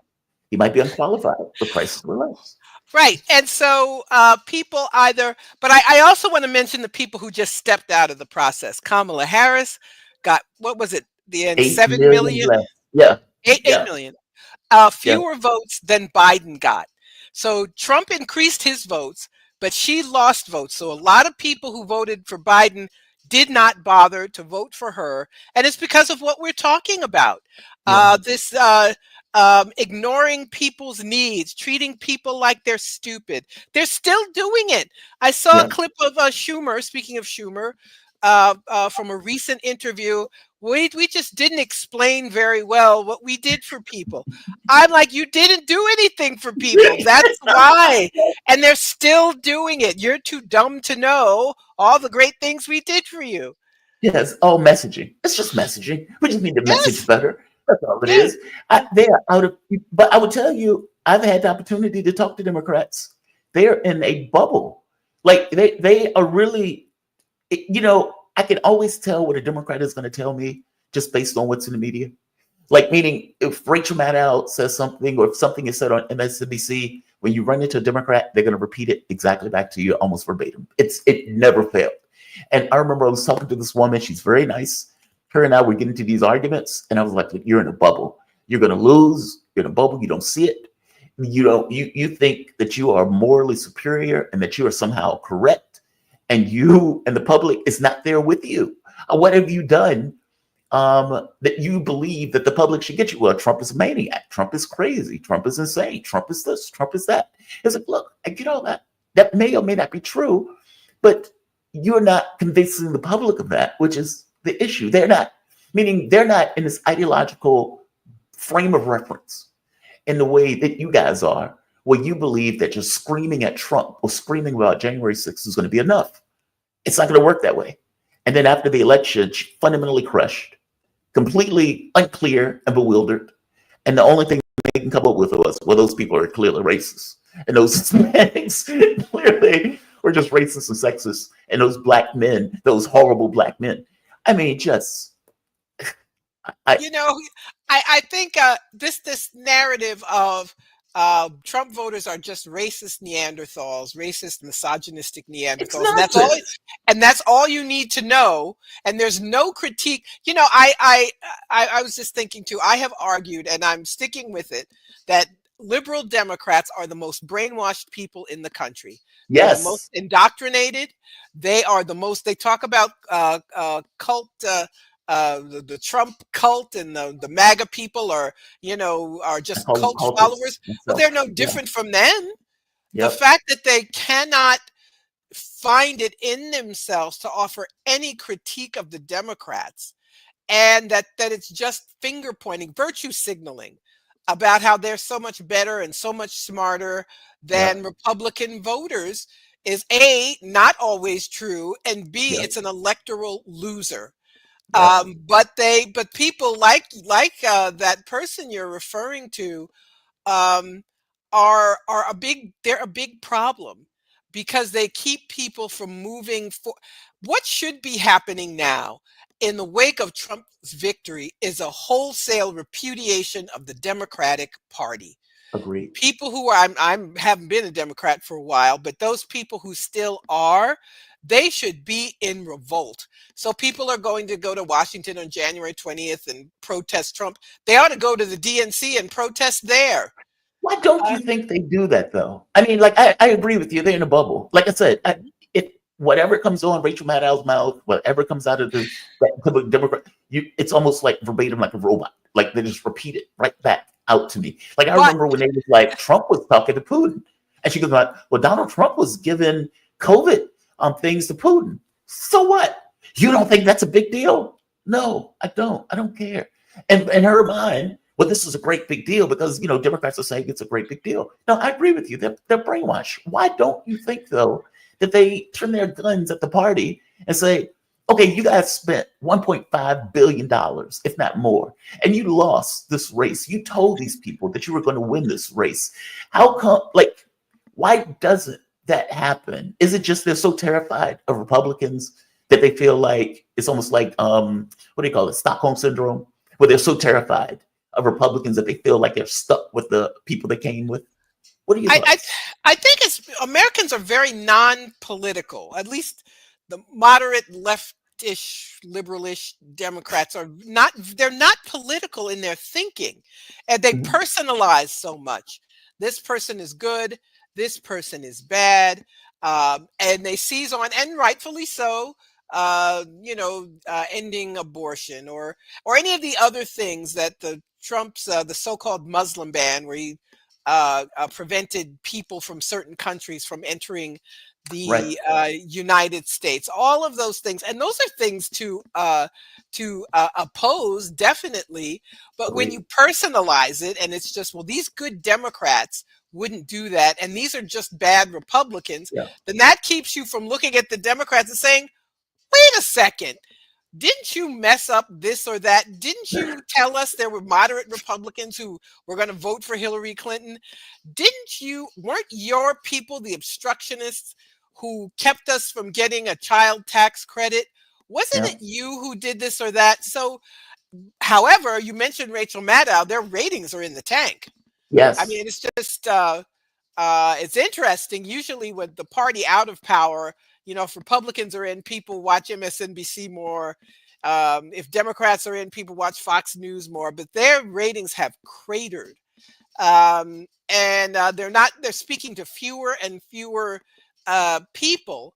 But we're also indoctrinated. We're told the only change you can get is electoral change. All you can do is vote, and that's it. So you're told any actions you take are limited to showing up at the ballot box every 4 years. And I know people who only think about politics in 4-year intervals, which is unfortunate, because actually state and local races have more to do with what impacts your life, I would argue. But anyway, so we're told all you can do is vote. That's it. That's all. You cannot ask a question. You cannot make any kind of a demand. God forbid you vote third party. Your only choice is to vote, and vote for Democrats. That's all you can do. And the cognitive dissonance, I think, is too much for a lot of people. No, that's fair. I mean, I know when I was growing up, it was that way, where it was like you only have one political party. The party is a Democrat. You don't even need to know who that person is. They keep the monsters at bay, and so that's the group that you vote for. And you grow up and you realize, okay, this doesn't work. This is problematic.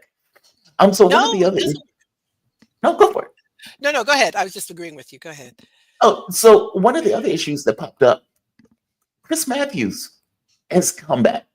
Now, I haven't seen Chris Matthews in forever. Chris Matthews was the one at one point that says maybe we should lose to Trump, because if Bernie Sanders takes it, he's going to take it for a generation. So Matthews, they're now talking about Joe Biden at his age, saying how he was basically hidden. Because on some level, many Democrats are trying to blame Joe Biden, saying this is all Joe Biden's fault. And it's like, dude, all of you hid the fact that Joe Biden was out of his mind. It was clear that he was out of his mind. If you remember, Raul Castro on the debate stage pointed out that Joe Biden wasn't altogether there, and people flipped out. How dare he says this? How dare he says this? And then even like a week before the debates, they were calling it deep fakes. Any videos of Joe Biden wandering into the wilderness, into the great beyond, like Old Yeller, well, that all those are deep fakes. Those things aren't real. And then all of a sudden the media freaked out. So Matthews, this is what he says here. There was a clearance process for talking to the press. Right. There was a Oh, no. clearance process Right. that went through and needed done. There's nothing wrong with it, but everybody had to be cleared. You never heard from the cabinet during this guy's administration. You never heard from them. People in the cabinet. I knew the Kennedy cabinet better than this cabinet. Right. They hid these people because they wanted to have him out there with the aviator glasses being the superstar. And they wanted everybody else had to be quiet. The staff people in the White House never talked. This is interesting. The whole pattern of it was protect him. And I understand there's a reason for that. And it's smart people that know better than we do about his ability to communicate. They know every day how good he is every day, not just when he's ready for an interview with you or Susan, but every single day when they get on the phone. His point is that they were fundamentally, I mean, at this point, I guess we know this at this point, but that they were managing Joe Biden even from day one. That when they were going in, they knew his capabilities, they knew what he could and what he couldn't do. And for the most part, they would say, hey, we can't have this interview today. We need to push this to tomorrow. Or when they sit him out there, they knew whether or not he was going to take on that. They knew that he wasn't up for the job. And yet they hid that. They hid that. And they lied about it. For 4 years, they lied about it. And you got to think to yourself, like, you know, the presidency, it requires, like anything else, a certain amount of energy. And, you know, as you get older, it's harder to do things. It takes more willpower just to do the things that you could do in your 20s in somewhat of a normal way. Look at what Joe Biden is like 80-some years old.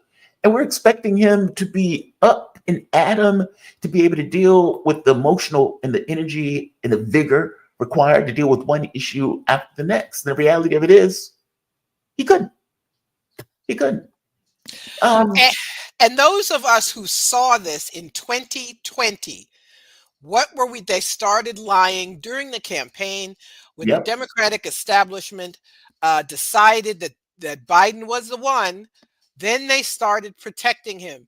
And if you said, I don't think he looks well, which I said and others have started saying 5 years ago, then they created this stutter. Remember the stutter narrative? He has a stutter.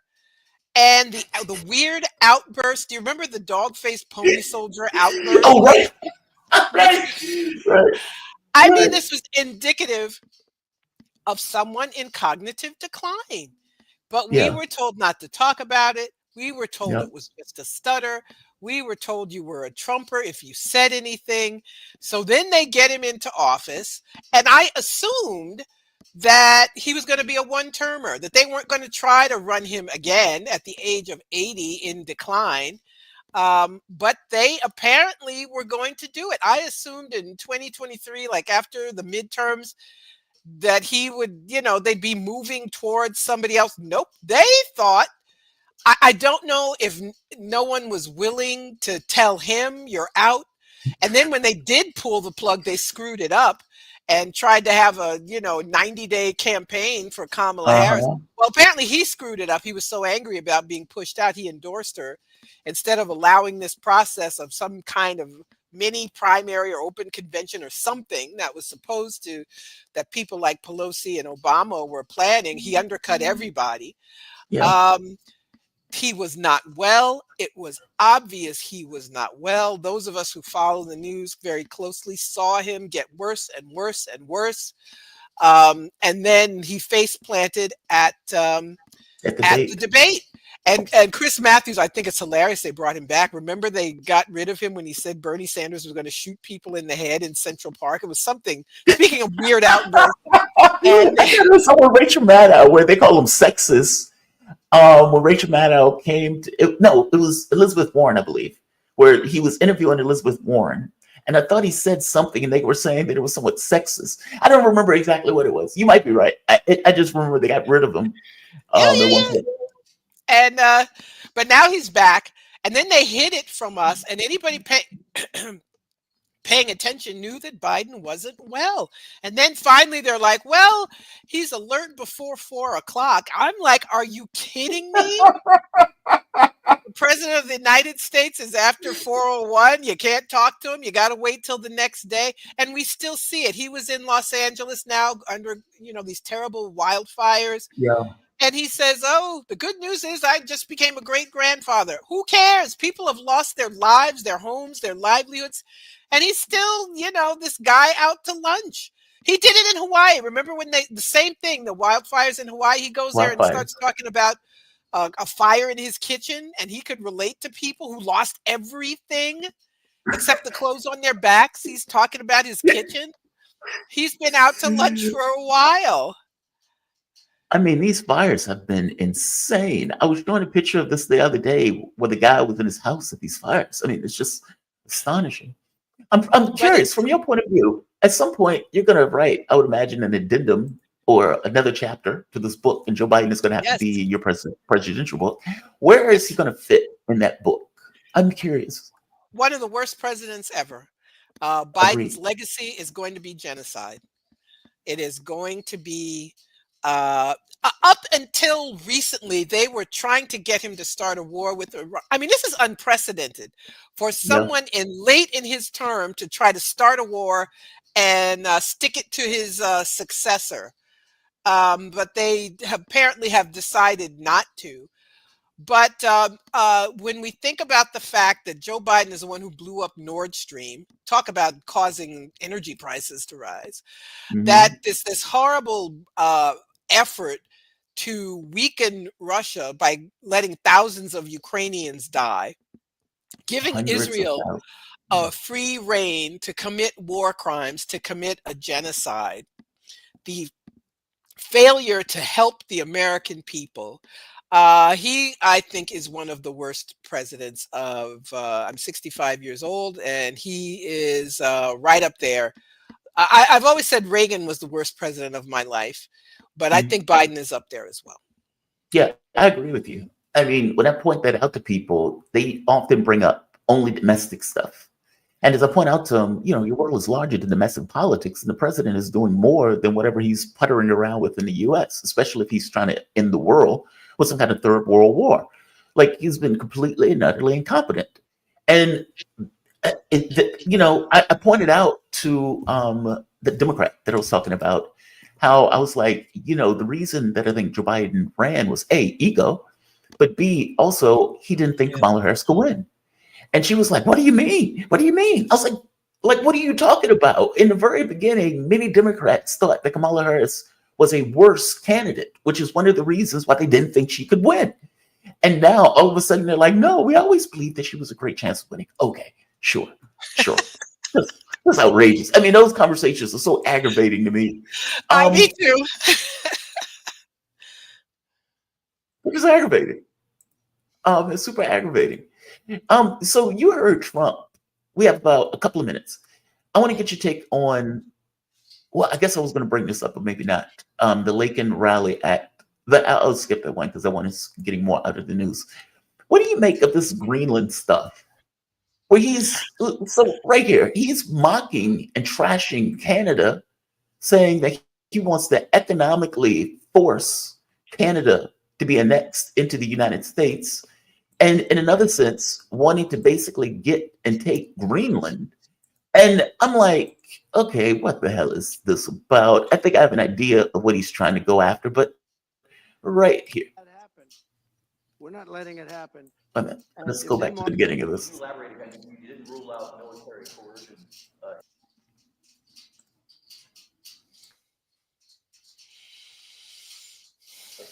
Well, we need Greenland for national security purposes. I've been told that for a long time, long before I even ran. I mean, people have been talking about it for a long time. You have approximately 45,000 people there. People really don't even know if Denmark has any legal right to it. But if they do, they should give it up because we need it for national security. That's for the free world. I'm talking about protecting the free world. You look at you should just give it up because I'm trying to protect the free world. That's all. At one point they says, "Do you have a right to it?" No, we don't have a right to it. We just want it. We just think it's just necessary. But it's funny. It's easy to make fun of Trump when he's with these wackadoodle remarks, but that's basically what American presidents do. We want to back Israel, so we will. No, they're not war criminals. We think these charges are without merit. Yep. Yeah, we're going to start a war with Russia. Yeah, we're going to antagonize China. He just And, says when the rest of them do. and notice he said, well, I don't even know if they have a right to Greenland or not. Like, I don't even know if they own it or not. Basically killing this notion of them owning Greenland. But this, I have to say, it serves the Europeans and the Canadians right for being little vassals of the U.S. Denmark is a member of NATO. Denmark does whatever the U.S. tells it to do. Canada does. That little weasel Trudeau, who had to resign, he ran over there to kiss Trump's ring, and Trump just trashed them all the more, which I thought was hilarious. But it serves them right for being such vassals. And so Trump says out loud what the rest of them do. So the real issue I understand is as the Arctic ice melts, you can get more access to, there's oil and gas underneath the Arctic ice. And so now Russia has most of, you look at a globe, you can see that most of the Arctic is Russia, and the US has Alaska. But if you get Greenland too, you can get, minerals and gas and all the other things that could be under that ice. So that, and of course with Trump, it's all, in some kind of crazy way, but that he's doing what US presidents always do. He's just the one who comes out and says it. And as I pointed out, that's effectively what they did with Ukraine, right? That's even what they did with Israel. I mean, when the UN, for example, when the United States, when the UN Security Council passed a resolution effectively saying we need a ceasefire right now, you got Blinken saying, well, that's a non-binding resolution. No, that's sociopath Matt Miller. Well, that's non-binding resolution. It's like, at what point did a Security Council resolution become non-binding? It became non-binding because we just decided it was non-binding.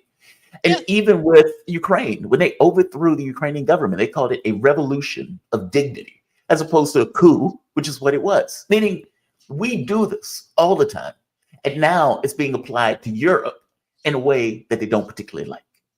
Yeah, too bad. I mean, that's the way I look at it. I'm not in favor of Trump saying we're going to get Canada and Greenland and the Panama Canal. We're going to change the name of the Gulf of Mexico, which is nutty to me. It's like, the geographers aren't going to stop calling it Gulf of Mexico because of Donald Trump.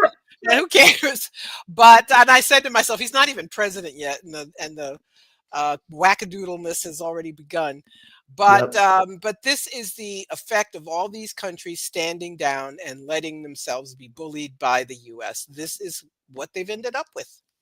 And last question: do you think Europe is on the precipice of changing? Because this is like pretty humiliating, even for Europe. I mean, even for a vassal, you would think that at a certain point, somebody is like, I can only take so much before my ego gets involved. Like, yeah, I might be humiliated, and yeah, you can treat me poorly. Kind of like Chris Christie. Europe is Trump's Chris Christie, where Chris Christie was standing behind Trump for that speech, and he was just sitting there for like 15 minutes, and they were making memes of facial expressions. That's what Europe is to me, Trump's Chris Christie. But you would think at a certain point, there'd be a turn of the worm, where they're like, okay, this is, you already have us paying 5 times more for LNG. I remember when Macron came out and said, aren't we in this together? Biden, how are we paying 5 times more for gas? Well, sorry. But they still go along. They still go along with it. We blow up the pipeline, and they claim Ukrainians did it, despite the fact Joe Biden said, we will stop that pipeline. Meaning they went along with all of this stuff, including the deindustrialization of Europe, including buying more weapons, which is coming from us. So you're getting hundreds of billions of dollars that are coming out of Europe into America, either from gas or from weapons. And they continue to go along with it. And now he's treating them in the way overtly. Meaning it's one thing if he's like, oh, my partner's in Europe. He doesn't treat them that way. My vassal's Europe, right? Is there some point where Europe says, okay, enough of this nonsense? Or do you think they just keep going along with it? They'll keep going along with it. They lost their sovereignty with the EU. They've lost their sovereignty to the US, and they will continue to get beat up as they deserve. That's so humiliating. Margaret Kimberly, the one and only. She is senior columnist and editor for Black Agenda Report and author of Prejudicial, Black Americas and the Presidents. You can find her on Freedom Ride blog. You can also find her at blackagendareport.com. Definitely check out those articles. Definitely check out the one on Jimmy Carter. I put it on my Twitter feed, and I would put it at the bottom of the video after I cut it. It is a great outlet. She's fantastic. Thank you, Margaret. I really appreciate it. Thank you so much. Nice to You be have a back. good one. Thank you, Jamal. You too. Be Bye. safe. All right. If you guys are digging what I am putting down, what we are putting down, smash that like button with all the force that you can muster on top of smashing that like button. Also, I thought somebody was trying to hit my door.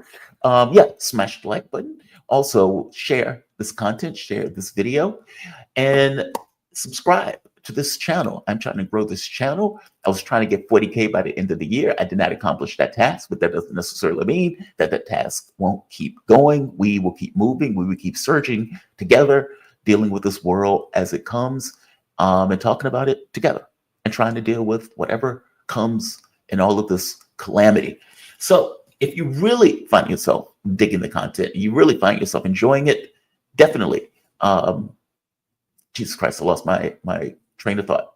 Oh, if you really find yourself digging this content, you can always support it through PayPal, Patreon, or for that matter, Super Chats or Super Stickers. I don't quite know the difference between them, but apparently there is a difference. Definitely leave a comment. I always love your comments. I do read the comments. And as some people say, buy me a cup of coffee. Even $1 helps. Support the show and support this work. And I appreciate you for doing so. And I want to give a thanks to all of my new members. I think about 20 or more now have joined the Thomas family for this show. Thank you for that. One more thing and one more announcement before I go into the next thing. I am going to be doing chess lessons for anybody that wants chess lessons. Members get a $5 discount on those lessons. So, and that's actually pretty substantial depending on how many lessons you get. Lessons are for non-members $20 for an hour. If you, as I put in my video out before, are getting bullied by anybody in regards to these kind of chess bullies that you find at parks or these machines that tend to try to take advantage and beat you up, I'm your man. I will help you fight the bullies. I will help you beat the machines. I will help you do all of these things. I will help you part the oceans. I will cure cancer.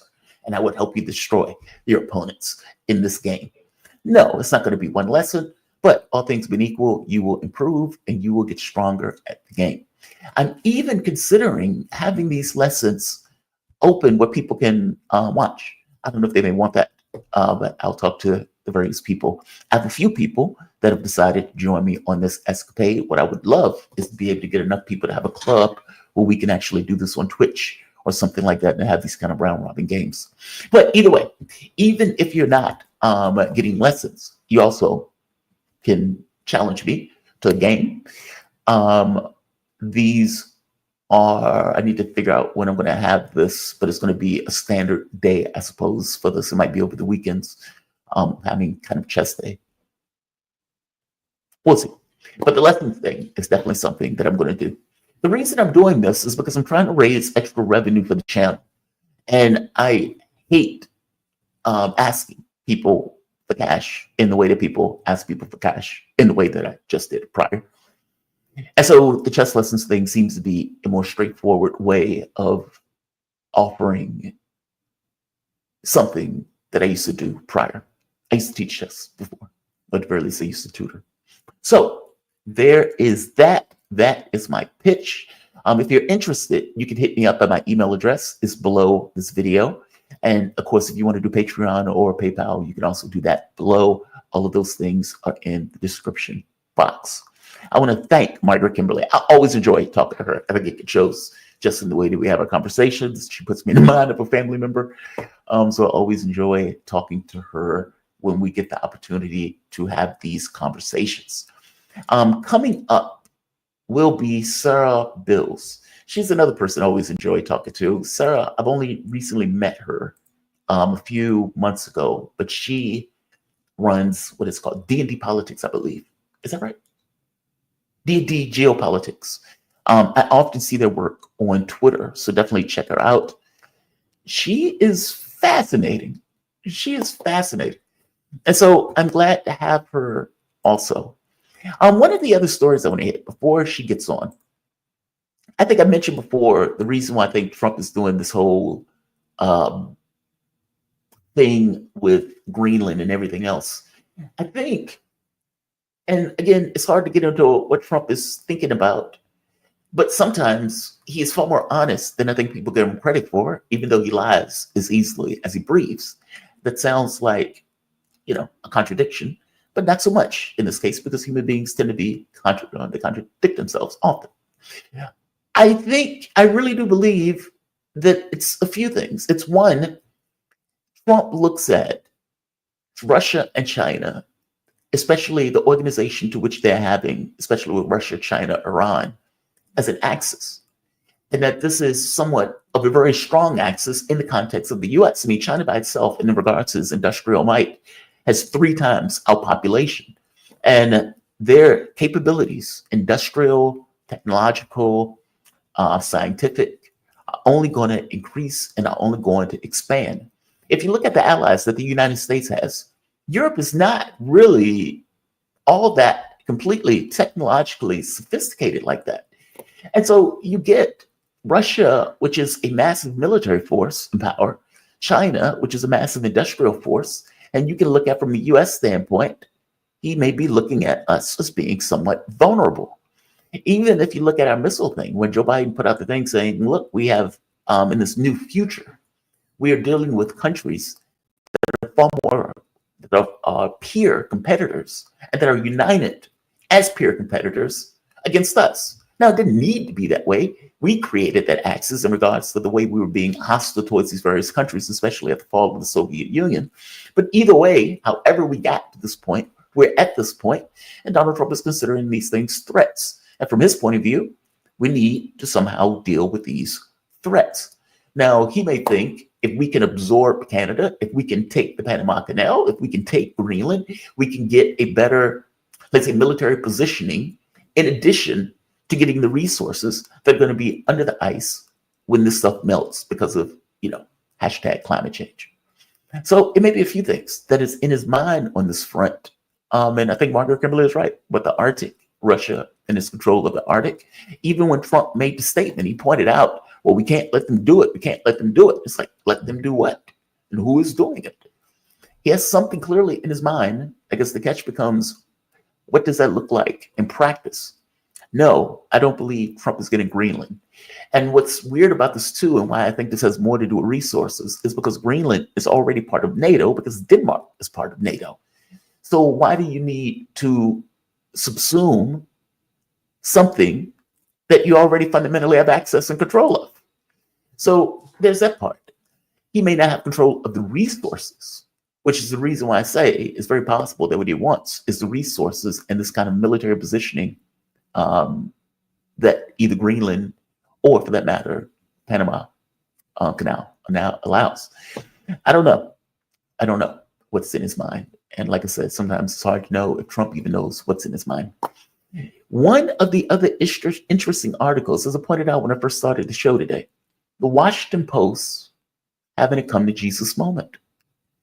Now, I have been more right on this war in Ukraine than the media has in the US by far.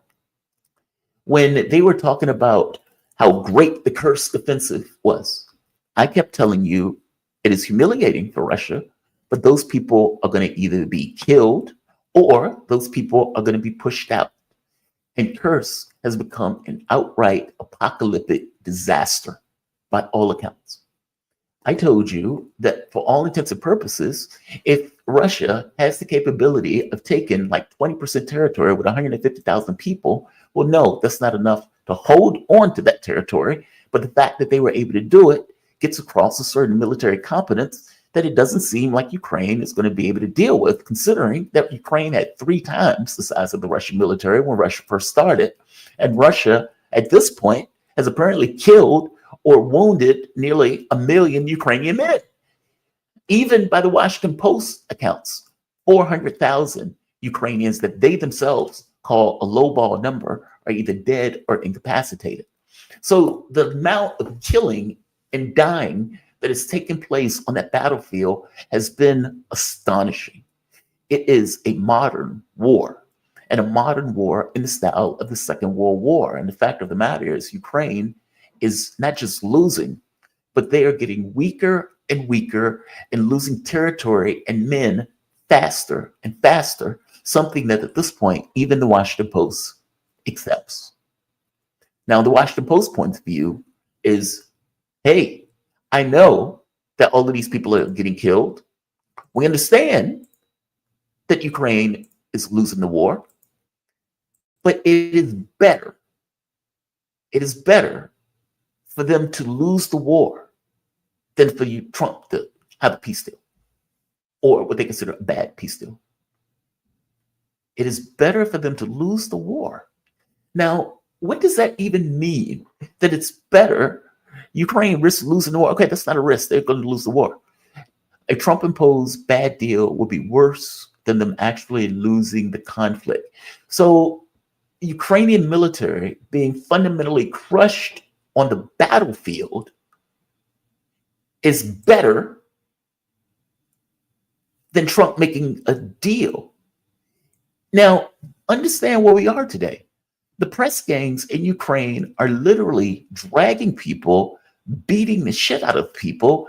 I mean, there are videos of this where women are getting involved in trying to keep their husbands from being dragged into war. They're taking 18-year-olds, teenagers, and dragging them into a war to which they are losing, and they understood or understand that they are losing. So Russia won this war.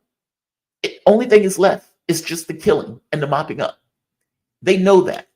And they're still saying, send your 18-year-olds to die in a war that we have already lost. Think about that. That's what Blinken has been out there saying. That's what Joe Biden and his administration has been out there saying. Why do you think they've had so many desertions? I mean, they've had mass desertions at this point, trying to evade and get away from it, because nobody wants to be the last person to die in a war that was already fundamentally lost. It's that. That is effectively where we are in this war. And the Washington Post and Western media at this point has finally come to Jesus on that very specific fact. And despite the fact they've come to Jesus on that very specific fact, they're still saying we need to keep the war going as opposed to having a deal to end the conflict. It is mind-blowing. But this goes back to my point about how the difference between having a military that you yourself and your country is controlling versus having a military that another country that is completely undetached from you is controlling, meaning the pain that they're feeling is not the pain that we experience. It is out there, it's somewhere else. From our point of view, they're buying our weapons, we're sticking it to the Russians, and we're breaking the energy sector, the connection between Europe and Russia. This is great. It's not great for Ukraine. And as I kept saying early on, the war in Ukraine has very little to do about Ukraine. I don't know if Ukraine fully knows that or not, but at some point, they will become aware that they have been fundamentally used. It wasn't about them. They have been used. Zelensky's polling in the country has dropped precipitously. When he first got elected, he got elected to the tune of something like 90%.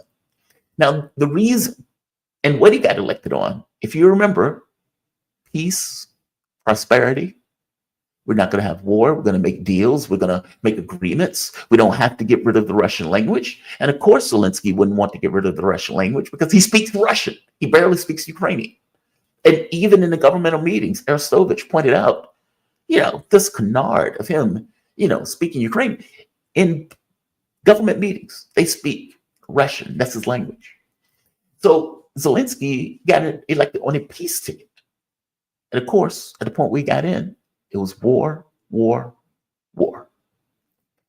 His ratings, especially with all the failed military campaigns, all of the graveyards that have extended out as a result of his policies, has dropped to something like 53%.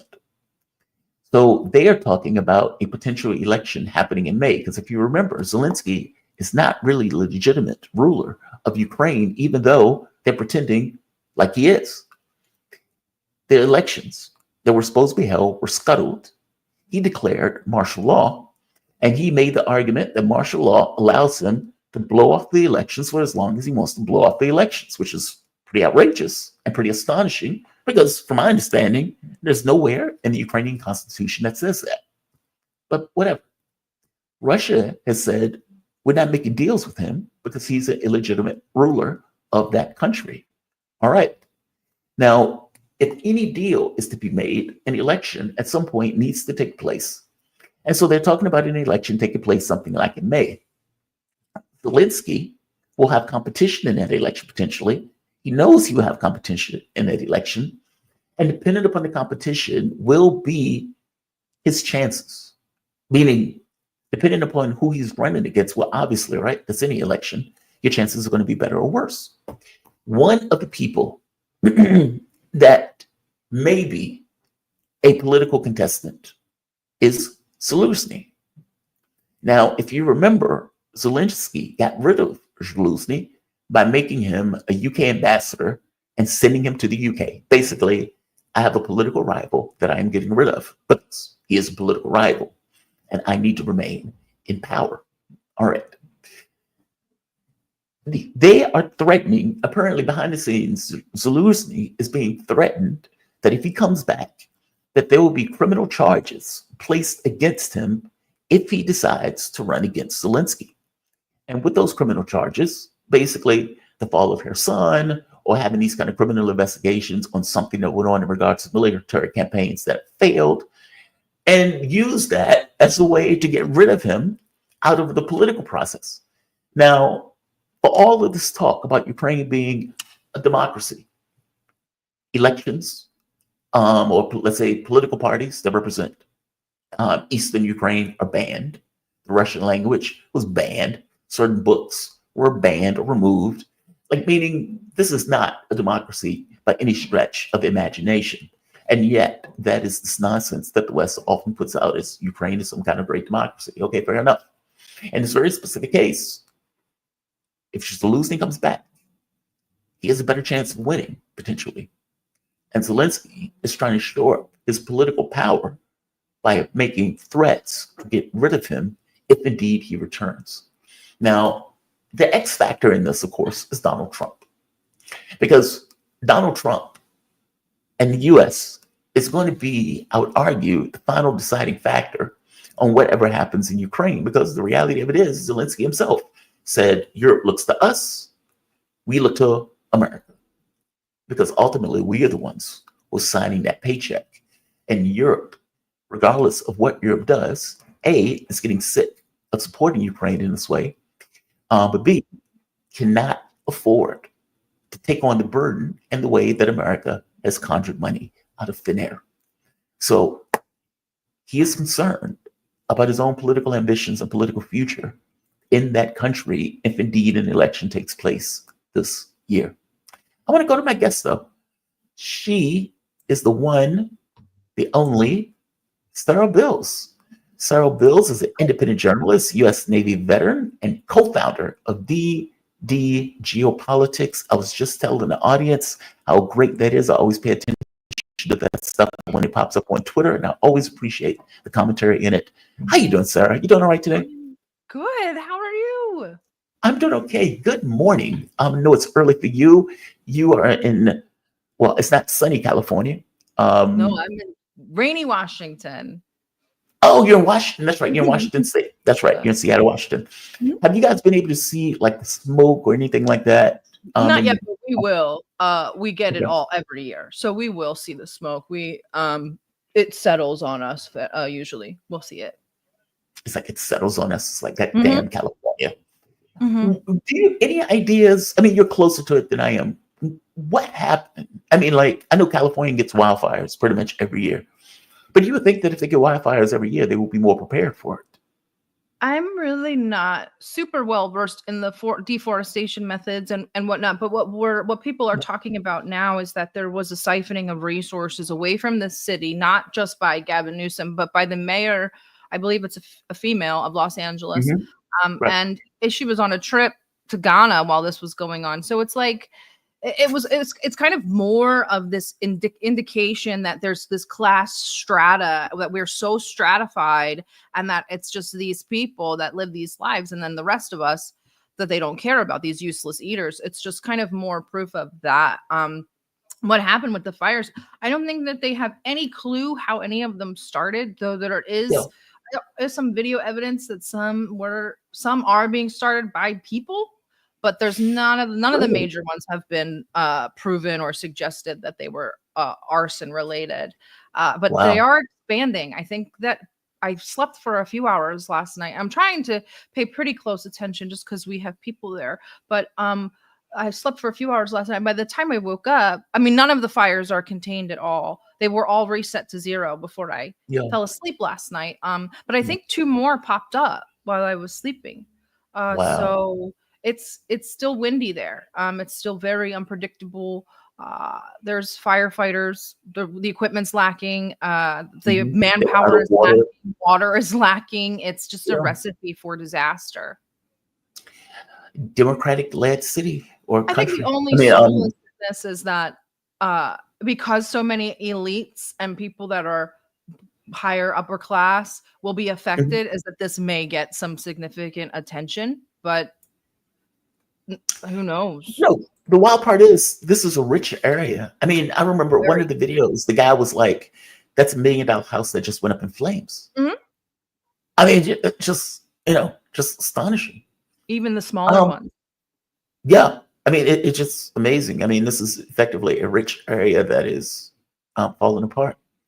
So I wanted to get your take. I was telling the audience. So I was telling the audience that Ukraine has talked about having elections in 2025. Well, this year, we're in 2025. Sometime potentially in May. And that Zelensky, who was going to run again, I don't think his wife wants that, but whatever. I think he's planning on running again in this election because right now he's illegitimate. He's basically a dictator of Ukraine. That there was threats against Zelensky that if Zelensky comes back, because he's been exiled to the UK as a political rival, that if he comes back, that Zelensky's concerned that A, he can win it because Zelensky has lost a lot of political credibility over the course of this war, and B, that there are threats to Zelensky that if you come back, we will press criminal charges on you if you run in this election. Basically, we do like Joe Biden did with Trump. If you run, there will be consequences.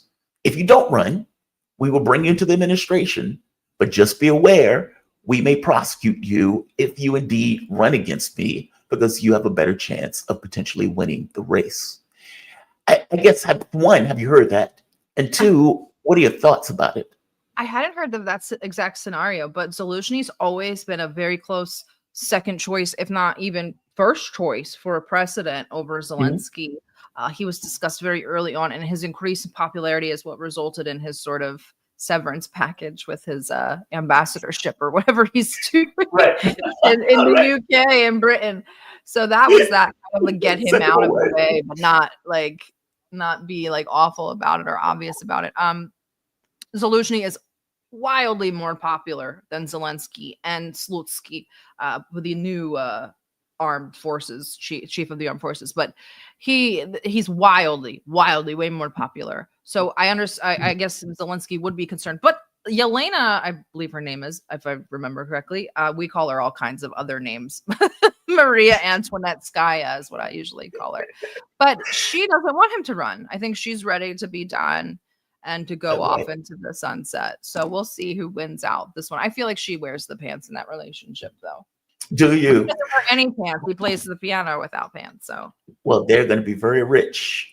Which is to play the piano without pants. Look, that's a skill. It is a very difficult thing to play piano with your penis. And just hit the keys. Really, I really want my president to be able to do that. We're really missing out. He's just not on OnlyFans. I mean, he would make a ton of money. Not You as much, probably make it's more money. billions. Probably make more money on OnlyFans than laundering money for the Bidens. I don't know, man. What, $200 billion? Yes. Even if you take $1 billion, nobody's going to know it. And she's dressing pretty nice. I imagine there are cars and houses in Miami that we don't know about. So the way I got this from, so right here, Ukrainian leader Vladimir Zelensky could press criminal charges against former commander-in-chief of the armed forces, Valery Zelensky, should he wish to return to the presidency, Kiev-based Telegraph reported on Wednesday. Zelensky has refused the hold elections to leave after he canceled the vote on May 2024, calling the conflict basically martial law. This is according to the Telegraph. Zelensky has already decided to run in the next election, with the earliest possible date being May 2025. The timing depends on the developments in the conflict and whether the president, Donald Trump, manages to mediate. Quote, with a trust rating of 52%, Zelensky has a chance to win, the Telegraph noted. However, Zelensky's chances plunges if Zelensky who is currently Kiev's ambassador to the UK, is on the ballot and enters the race. Hence, the issue that Zelensky has with it. I agree with you, especially after the Kursk incursion. I was talking to Mark Slobody yesterday, and he pointed out that the Kursk incursion has been so bad, and he keeps doubling down on it. So it's like you have an attack, the attack gets beat back. You have another attack, it gets beat back. And you're using your best people to continuously push in an area that has no military significance at all. And it seems that the only plan is we hold on to it. So when Donald Trump negotiates a deal, that we'll trade this land for their land, for our land. It's not working that way. And it seems like it's turning into this kind of fire bag where these people are not just contained, but they're just being slaughtered. Give me your take on this. I mean, it doesn't seem to be going well. I mean, I was writing down, Karavo has fallen, Teres has fallen, Petrovsk, is being encircled as we speak. The Donbass, at this point, was able to celebrate New Year's without bombs falling on them because Russia has been able to push Ukraine back that far to the west. This is not going all that well. Even the Washington Post came out with that article talking about how bad this conflict has been for Ukraine, even acknowledging that 400,000 people as a low number is either dead or wounded. I would argue they're just dead. Give me your take on all of this. I mean, there's still, in fact, just to piggyback on this real quick, Washington Post, I'm throwing a lot at you at once, I'm sorry.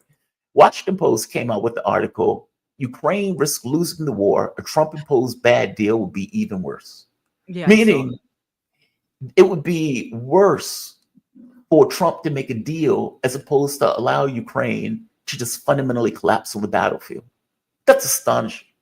Yeah. Give me a take on all this. I threw a lot at you. They don't care. They'll ride it out as long as Trump doesn't get the win. It's to the last Ukrainian. And, even Trump's peace deal has been backed off 24. It was supposed to be 24 hours after election. Then it was 24 hours after inauguration. Now it's 100 days after inauguration. Maybe. So we got a lot of maybes now. We might get a presidential election. We might get a peace plan. And the problem with Kursk is the only news you're going to get out of Kursk, unless you really dig, and even myself, I find myself having to dig for it, is from the West. You don't know what's going on in there. And the West is using what sources? They're using the Ukrainian government, the Ukrainian armed forces. I mean, even as recent as this morning, well, this morning for us, but this afternoon for them, Zelensky doubled down again and said Kursk has been a huge success. The Russian MOD is saying, well, we're saying 50,000 soldiers have died in there, most likely. And that's our low number. And so nobody's going to acknowledge the news that I'm watching video footage of these guys getting blown up. The guys that are surrendering are saying, the one I posted, I think it was on New Year's or right after, he said, Apti Abludanov from Chechnya. He said, is there a message that you want to send to your comrades? And they said, if you can, surrender. Surrender now. And they even said, shoot the commanders and surrender. That's how Wow. bleak things are in the Kursk direction.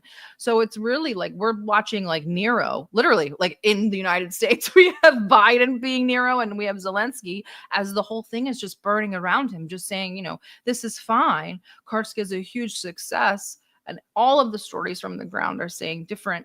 I don't know what the method is to the madness that, like the WAPO, I think it was WAPO, the headline that you just read, this whole, it's better to just let them lose and fall flat on their face and than it is to let Trump come in and give them a deal. I mean, you know, that tells me that they want this to be a frozen conflict, that they want some sort of armistice, something that they can warm up later if they get a Democrat administration that's conducive to rekindling this war, you know? Which they're not going to get. They're not going to get it. They can't, like, but I don't know how they can get that. And the reason I say that is, you know, they've had the Minsk agreements 1 and 2. They've had Istanbul agreements. They've seen the U.S. pull out of the JCPOA, all of the deals that were made during the Reagan era, meaning the moment that we get sick of a deal, we just pull out. So there's no continuity in regards to the deals that you make and the deals that are going to be kept. Even this notion of we're not going to move an inch to the east. Okay, all of that stuff has been violated. So from the standpoint of any rational actor, they can see Syria and they can see what happened in Syria where that frozen conflict just popped up at a time that was inconvenient for the Syrian government. Russia has had to do a heavy lift. I mean, even if Ukraine has lost 1 million people, let's say it was 500,000. Okay, Russia might have lost 100,000 themselves. That's a heavy lift. So I can't see them allowing this conflict to freeze and then resume sometime later, as opposed to we're going to do this now. We've built up a 1 million man military. Our industries are pumping out weapons and drones and everything. We're going to do this now. So I don't. I mean, do you agree? I agree. Yeah. When I was in Russia, that was kind of like a big topic that I wanted to ask people about their feelings on the war, their feelings on Putin. The general consensus from military and civilians alike was we want the whole thing. Yeah. We don't want Ukraine as a government. We don't want the Ukrainian government to exist anymore as an entity. And even people were suggesting, now this is just scuttlebutt or rumors, but they were suggesting that if Putin were to accept a peace plan that didn't placate the military generals, they would keep going on their own and it would be literally a military coup mutiny. Wow. And so they are not interested in negotiating with Zelensky right now. They want Odessa. So I'm not sure. I think that Russia has been very much in control at this point. I think they've lost a little bit of the upper hand just because of what happened in Syria. But I still think that they're in the driver's seat of all of this for sure. Definitely in Ukraine. Syria agreed. Syria was just an outright disaster. It's like just shocking. And now you have the situation of Hezbollah being kicked out. You have Lebanon and a presidential election that is taking place today. I had Laith on. While you've been live, it's finished. Yeah. Well, yeah, I was talking to Laith. The General Joseph Anoun, I believe, ended up winning. And as Laith was pointing out, a military general wasn't even supposed to be able to run. No. Let alone win. Laith was not in a great mood. He won. He was not in a great mood. Yeah. I mean, his concern is that Lebanese military is going to turn around and go after Hezbollah. And he was even pointing, please. That's part of his platform. Yeah. So for sure. Which is astonishing. Like Laith was saying that he was in conversation, like they were in conversation with Hezbollah in order to try to get assurances. But at this point, it seems to be pretty clear that this is U.S. and Saudi control of that government. Give me a take on that. I mean, we've kind of fallen on this topic. If you have a take, I do. Well, I don't have a take, but he did just win. I don't really know a ton about him, so I'm going to dig into him today because he did win. But exactly what you said, he's the U.S./Saudi backed candidate. The U.S. had to make sure that they got their candidate in there before, obviously, an Arab candidate, but more so a French or Russian backed candidate or a French or Russian friendly candidate. So he has won. He will he's promised to adhere to the kind of the that sort of ceasefire disarmament of Hezbollah and the upping of the Lebanese military. So we're going to see basically what has happened in both Syria and Lebanon is the same exact situation, just in different versions, pretty much. The core political leadership in Lebanon has always been in turmoil. They've been a political deadlock for 2 years because of the United States. Right. And then Syria has been overthrown. So we have these two new regimes, governments, whatever, that are basically being molded in by the Western interests. Like HTS doesn't know how to run a government. So who's going to teach them? The West. Right. This military guy, he doesn't really know how to run a government. So it'll be the West, and he'll be receiving aid or whatever, and he'll be placated, and he'll just be another lackey. This is just more American imperialism by another form, just quieter imperialism. Well, I mean, I don't know if I can call it quiet. I mean, Lebanon has been bombed to, smithereens. I mean, the exploding pagers, the slaughtering. I mean, they killed thousands. And that's not even before, like leaving the Gaza part, where they killed nearly 100,000 people, depending upon the Lancet study that was doing analysis. This has been extraordinarily bloody. And strangely enough, I've been shocked at the way the world has just stood by as this has taken place and normalized it. Like, like you're seeing babies freeze and the world just keeps on going like nothing is happening. It's very strange. It's very bizarre. I've never seen anything like it. Yeah, it's very strange. I don't know how to frame that. Like, I wouldn't have thought that my government would have been okay with that. And yet my government was okay with it, and that just was okay with it, paid for it. I fear, and I'm pretty black-pilled about it. I've been getting worse, so you can stop me if I get too black-pill your audience too much. But I mean, they have conditioned us to watch a genocide for 16 months, and basically said, we're going to do this, and you can't do anything about it. You could scream, you could shout, you could do all you want. In fact, we want you to do that. Keep yourselves busy with all that crap talking about it, because we're going to do what we want anyway. And we became desensitized to it. And now we said, we watched them wipe out a population. We were forced to. It wasn't because we couldn't. It wasn't because we wanted that to happen. We were forced to. We were helpless. And now we know that if we couldn't stop something that we saw that was the most monstrous, violent, and horrible example of humanity, we couldn't stop that. And nobody in our governments were willing to stop that. That tells us that there's nothing that we can do ever again. That's it. We've passed the Rubicon. What happens next when they go for the next population? What do we say? Well, they wouldn't do anything for the Palestinians. Well, why would we waste our breath? Not even that. You've alienated a lot of the Arabs. So it's like, it's just it's crazy. And it's very bleak to me. It's very, very bleak. After watching what we've watched after the last 16 months, because you're a political analyst, we watch some very horrible things that the public usually doesn't see. This round has been completely different. The public has seen everything. And I think that in the end is going to be a net negative, because they've already seen it all. Nothing after Palestine will shock me. And I thought I saw almost everything in Ukraine. And after Palestine, nothing you show me ever again will shock me, I don't think, in the terms of war. The Ukraine thing, the only reason the Ukraine thing got me was because it seemed so ridiculous. Like, it was such a ludicrous conflict. Like, and what I mean by that is, it's a conflict that never needed to take place. You had agreements in place. Russia didn't necessarily want a war, and yet they kept pushing and pushing and pushing. In regards to, we got to get NATO, even though everybody knew it was a red line. And it's like, this is ridiculous. But at the very least, it was a war. It was two sides that have a military that are going at each other, where it's like, this is the test of strength that these guys are going to do. Okay, fair enough. I get it. It's horrific. Hundreds of thousands of people are going to lose their life over this nonsense. But at the very least, it's militaries going at it. This was attacks on the civilian population. Like, it wasn't like they had tanks.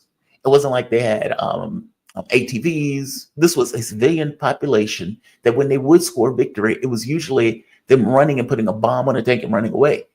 Like, that is different to me. Seeing somebody blow up hospitals is different to me. Seeing people like go into rooms and shoot a person in a hospital bed, it's just astonishing. Like I've never seen anything like it. And They then, you know, served a to have this purpose. I added, mean, Ukraine desensitizes us to boots on the ground.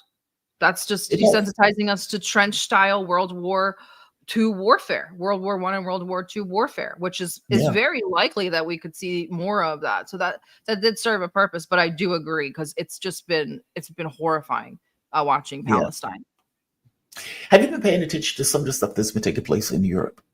I was like either in Armenia, either in Azerbaijan. These kind of We do there pay seems to be this attention to those. agitation Mhm. towards.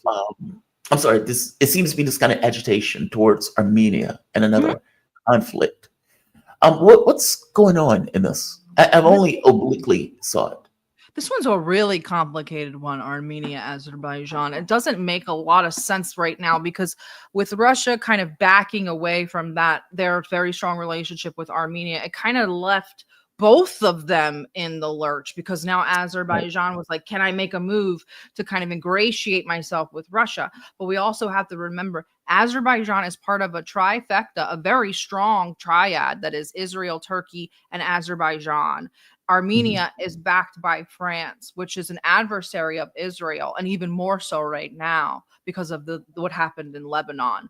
So Lebanon, right. Armenia and Azerbaijan has become a completely different hotspot than it was prior. Prior, it was a Turkey can Nagorno-Karabakh. leverage Azerbaijan or NATO can leverage Azerbaijan to piss off Russia via Armenia. Now it's not like that anymore. It's become a completely different battleground. Armenia has panicked. I think that they will probably be leaving CSTO completely. And this morning, they voted to go forward with creating the application to join the EU, which is just, I Did they? can't imagine. Yes, just while you were live. Everything's happening while you're live. Thursday's That usually not is a big news day. amazing. Because Pashinyan, I was shocked that he regained power. I mean, like for one, you know, you pop off and you get your country involved into a war that you just get crushed in. I mean, like they got crushed as an understatement in Nagorno-Karabakh. And then you complain about Russia not helping you out, despite the fact that you were leaning closer and closer to Europe or America. And yet you're like, oh, you're not helping us. You're not helping us. And now they're pulling a drama queen and saying, okay, now we're going to go to the EU. Okay, fair enough. Fair enough. What do you, I mean, for one, do you disagree with anything I just said there? Because I could be wrong. And two, I mean, give me a take on that. I'm just shocked by that. Like, they just like, treat the whole like former Soviet Union like these like kindergarten children. They're like, put whoever in charge will instruct you as we go. Armenia is in full-on panic mode. They don't know what to do. They're literally jumping on the Titanic, like as the iceberg's in sight. Like that's what a bad position Armenia is in right now. That should show you the sort of desperation. And Azerbaijan is going full throttle now. They know that they're backed fully by Turkey, who just made a huge power play in West Asia. So they're thinking, you know, we've got the big dudes behind us. Israel's won their war for all intents and purposes, and Turkey just overthrew Assad. So Azerbaijan's the big kid on the block over there.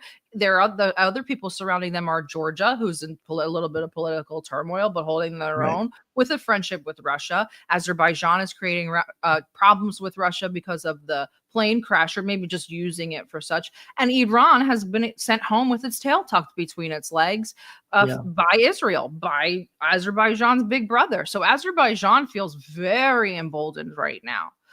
They want the corridor and they want it open, and they said it will be open in 2025, whether Armenia likes it or not. And that's why Armenia is desperate to get into these Western alliances. Armenia can't stop them. No I way. mean, it's already been demonstrated militarily that they can't. There will be no Russian peacekeepers. So yeah, I agree with you. They can't stop them. I mean, if they want, I guess, are we looking at an era of military expansionism?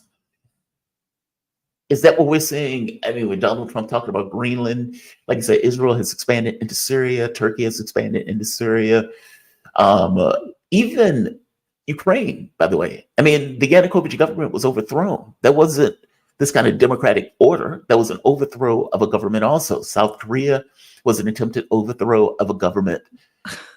This is not normal. I mean, even Georgia, where they were trying to overthrow the Georgian government, it's just so happened the prime minister Romania, wouldn't do like, it. the list Romania, is going. It's only been like 6 months. This is like a yeah, 6-month window. that's my point, right? It's like that's a lot of territorial expansion where countries are like, and maybe you're right, they've gotten in their mindset that it normalized. Like, hey, Israel Yes, did it. Hey, this country correct. did it. Turkey did it. Why can't we do it? It could be 100%. I'm curious on your take. So Israel, there was reporting out that Israel started to get worried that their security was at risk. And the reason had to do with, for one, Turkey, because now they're, their borders with the invasion of Syria, and even Syria itself, with this notion that Turkey is backing the jihadists in Syria. And so there's a certain amount of, let's say, overt control that Turkey has now in that region that is on the Israeli border, and that they were apparently concerned about it. Now, let's put aside the fact that they expanded their border when they took over parts of Syria. So this is a problem of their own making on some level.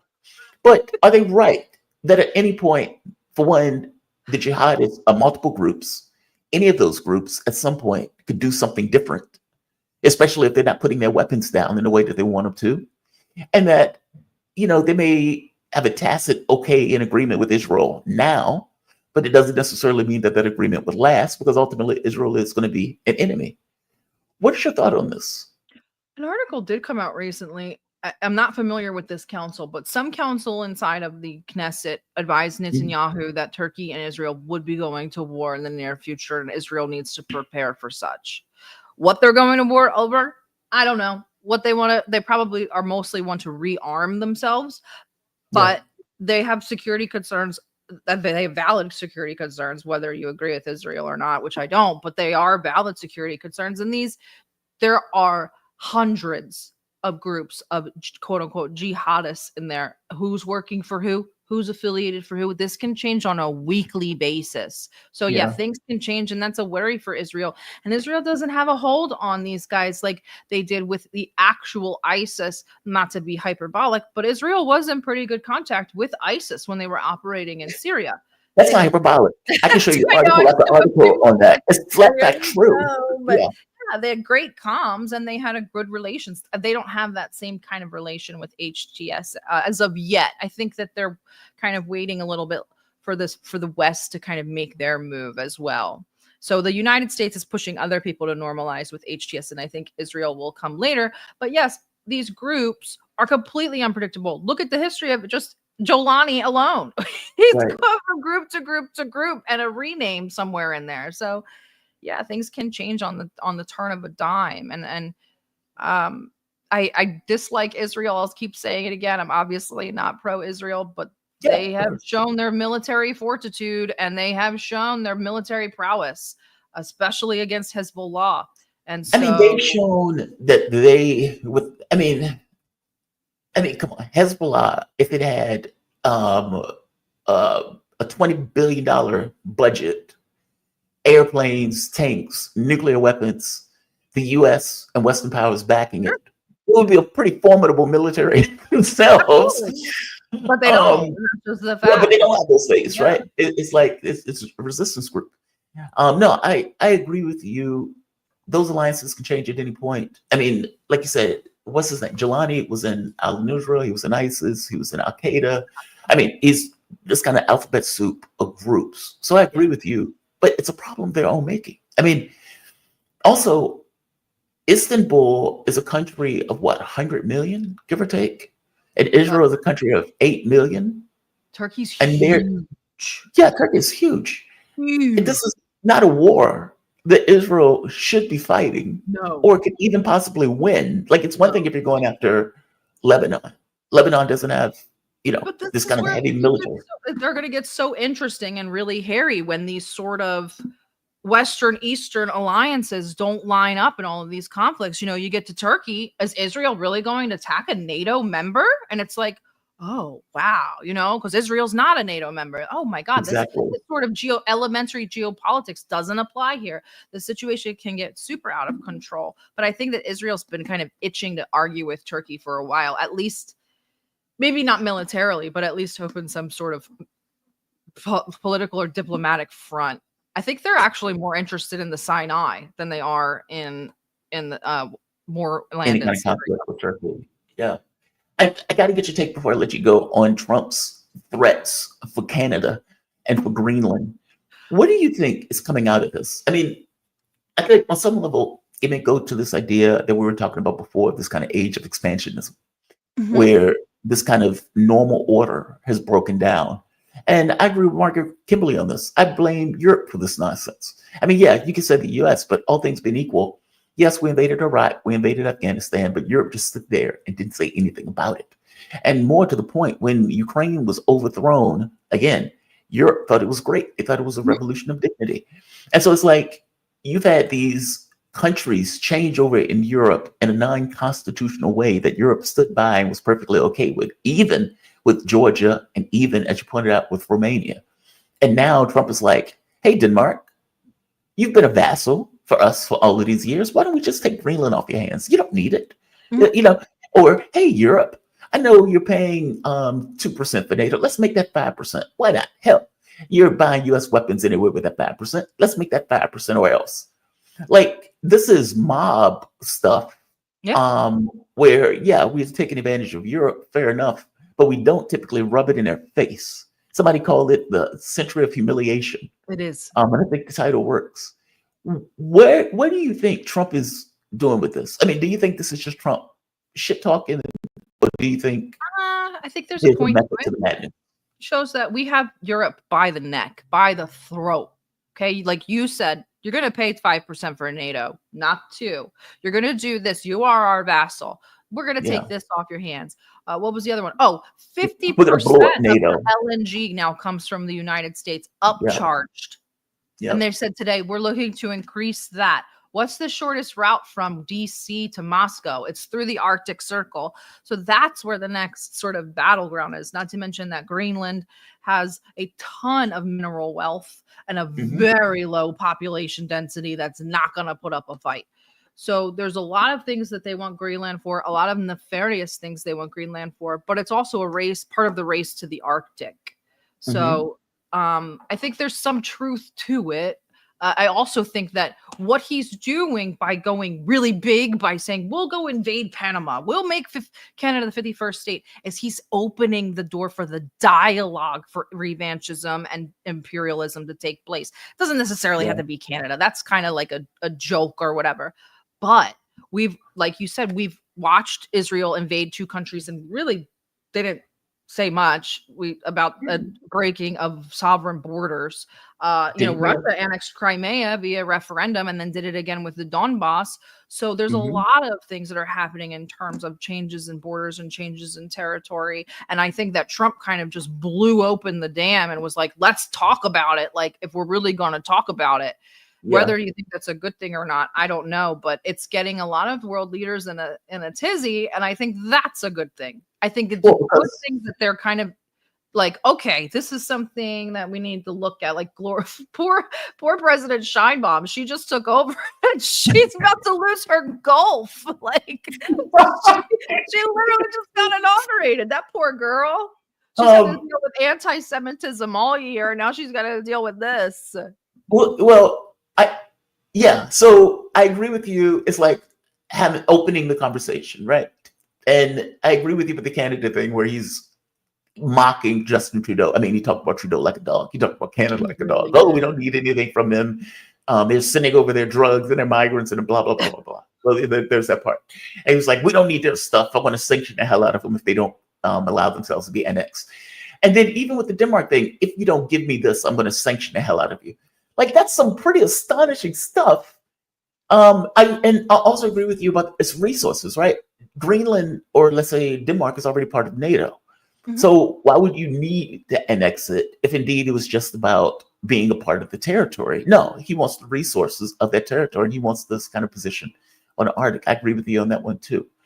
I guess the final question is, do you think he's going to be able to get that? I mean, there's an argument of what can they do about it one way or the other. I mean, they've been a vassal for so long. It's not like they have a military that can contest this. So if he takes it, he takes it. They can't do anything about it. They can only complain. but that would be so astonishing. That would like shock the world if he did that.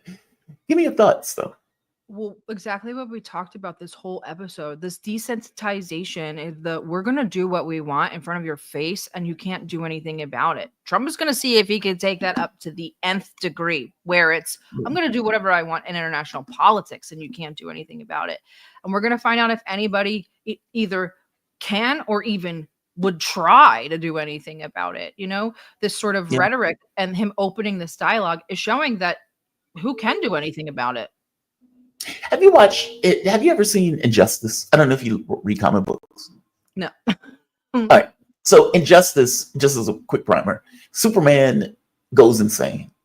Lois Lane gets killed.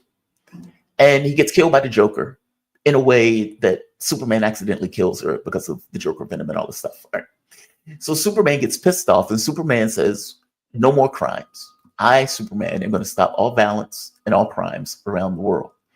And he goes even to the point of killing, like in this kind of world war, to stop violence, crime, criminals, and everything else. And gets into this fight with Batman. Superman in comic books used to represent the United States. Mm-hmm. You know, freedom and justice. Here's the eagle. He's holding on to the eagle in the comic books.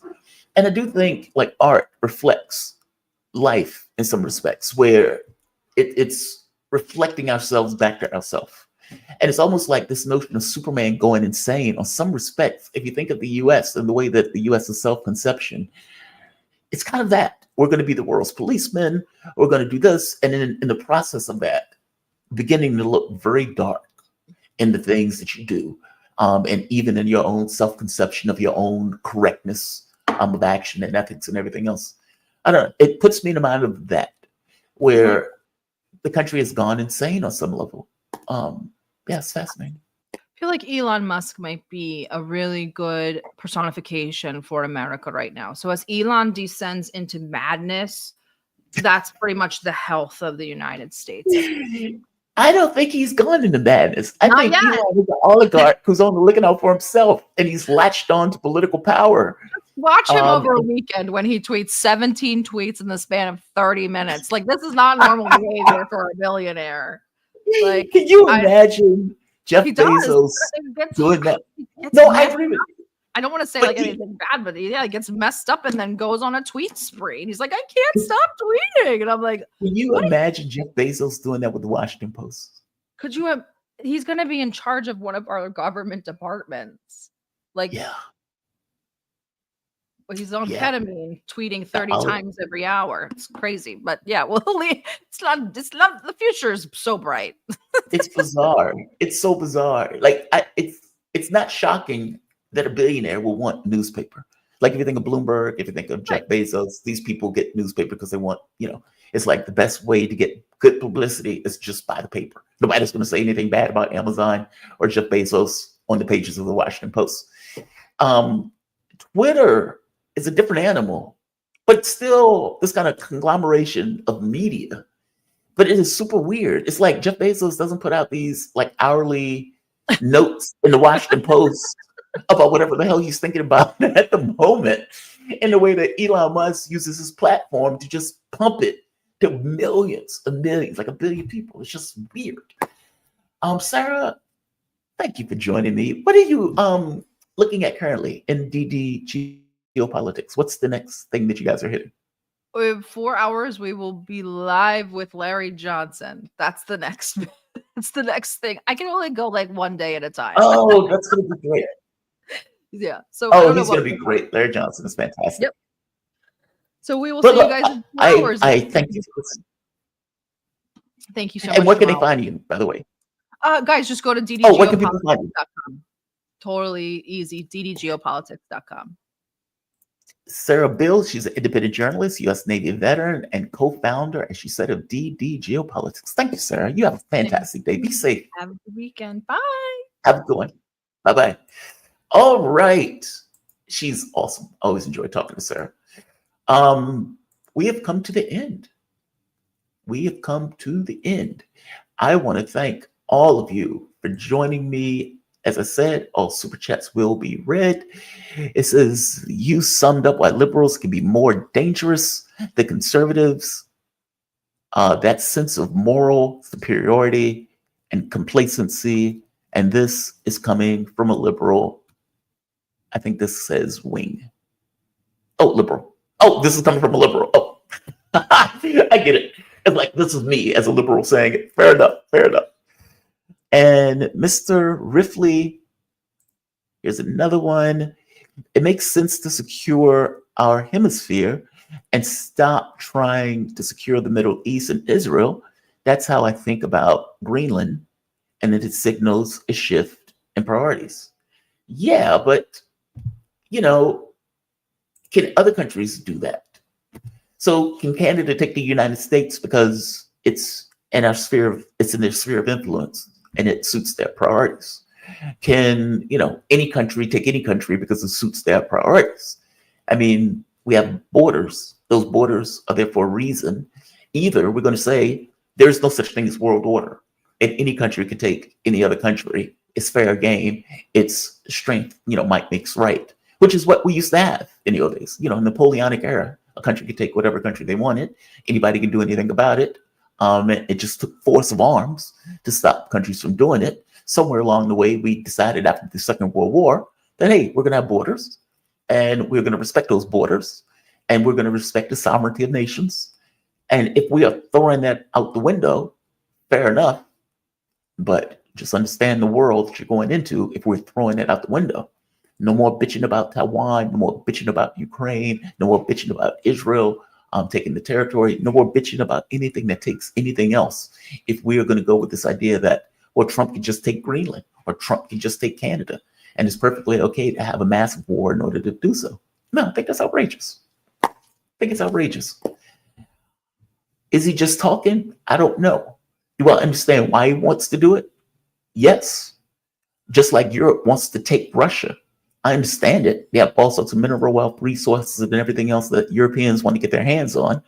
And maybe on some level, they believe that if Ukraine can win, they can somehow balkanize Russia and they can make up or recoup what they were losing out of getting into the war in the first place. I don't know. I guess I'm saying, do we really want a world with force of arms and your ability to kill and absorb being killed is the way we use and operate as a norm? That's not the way I want our world to function. Nor do I think the world needs to function that way. And understand, we are creating threats. Meaning, you know, if I put a nuke in space, you are also probably going to have to put a nuclear weapon in space in order to have a balance of force in this regard. The reason that we even have these treaties about nuclear weapons or treaties about weapons in general or how close those weapons are going to be is because at the very least, we understand it is not in our best interest to continuously escalate where all of our resources and time and energy has to be spent on producing weapons and figuring out ways to kill the opposition when you can actually work together on various issues. My argument would be you can work together on pretty much everything if you and everybody respects and understand that people have, let's say, their own interests and being honest. Now, I understand that this is, you know, Pollyannish, fair enough. But it doesn't necessarily have to be to that extreme. It can definitely be we work together on the issues where we meet. It's just we have a lot of sociopaths. And those sociopaths don't care about right, wrong, fair, or anything like that. All right, I'm going to end this. I'm going to say like it, share it, subscribe to it.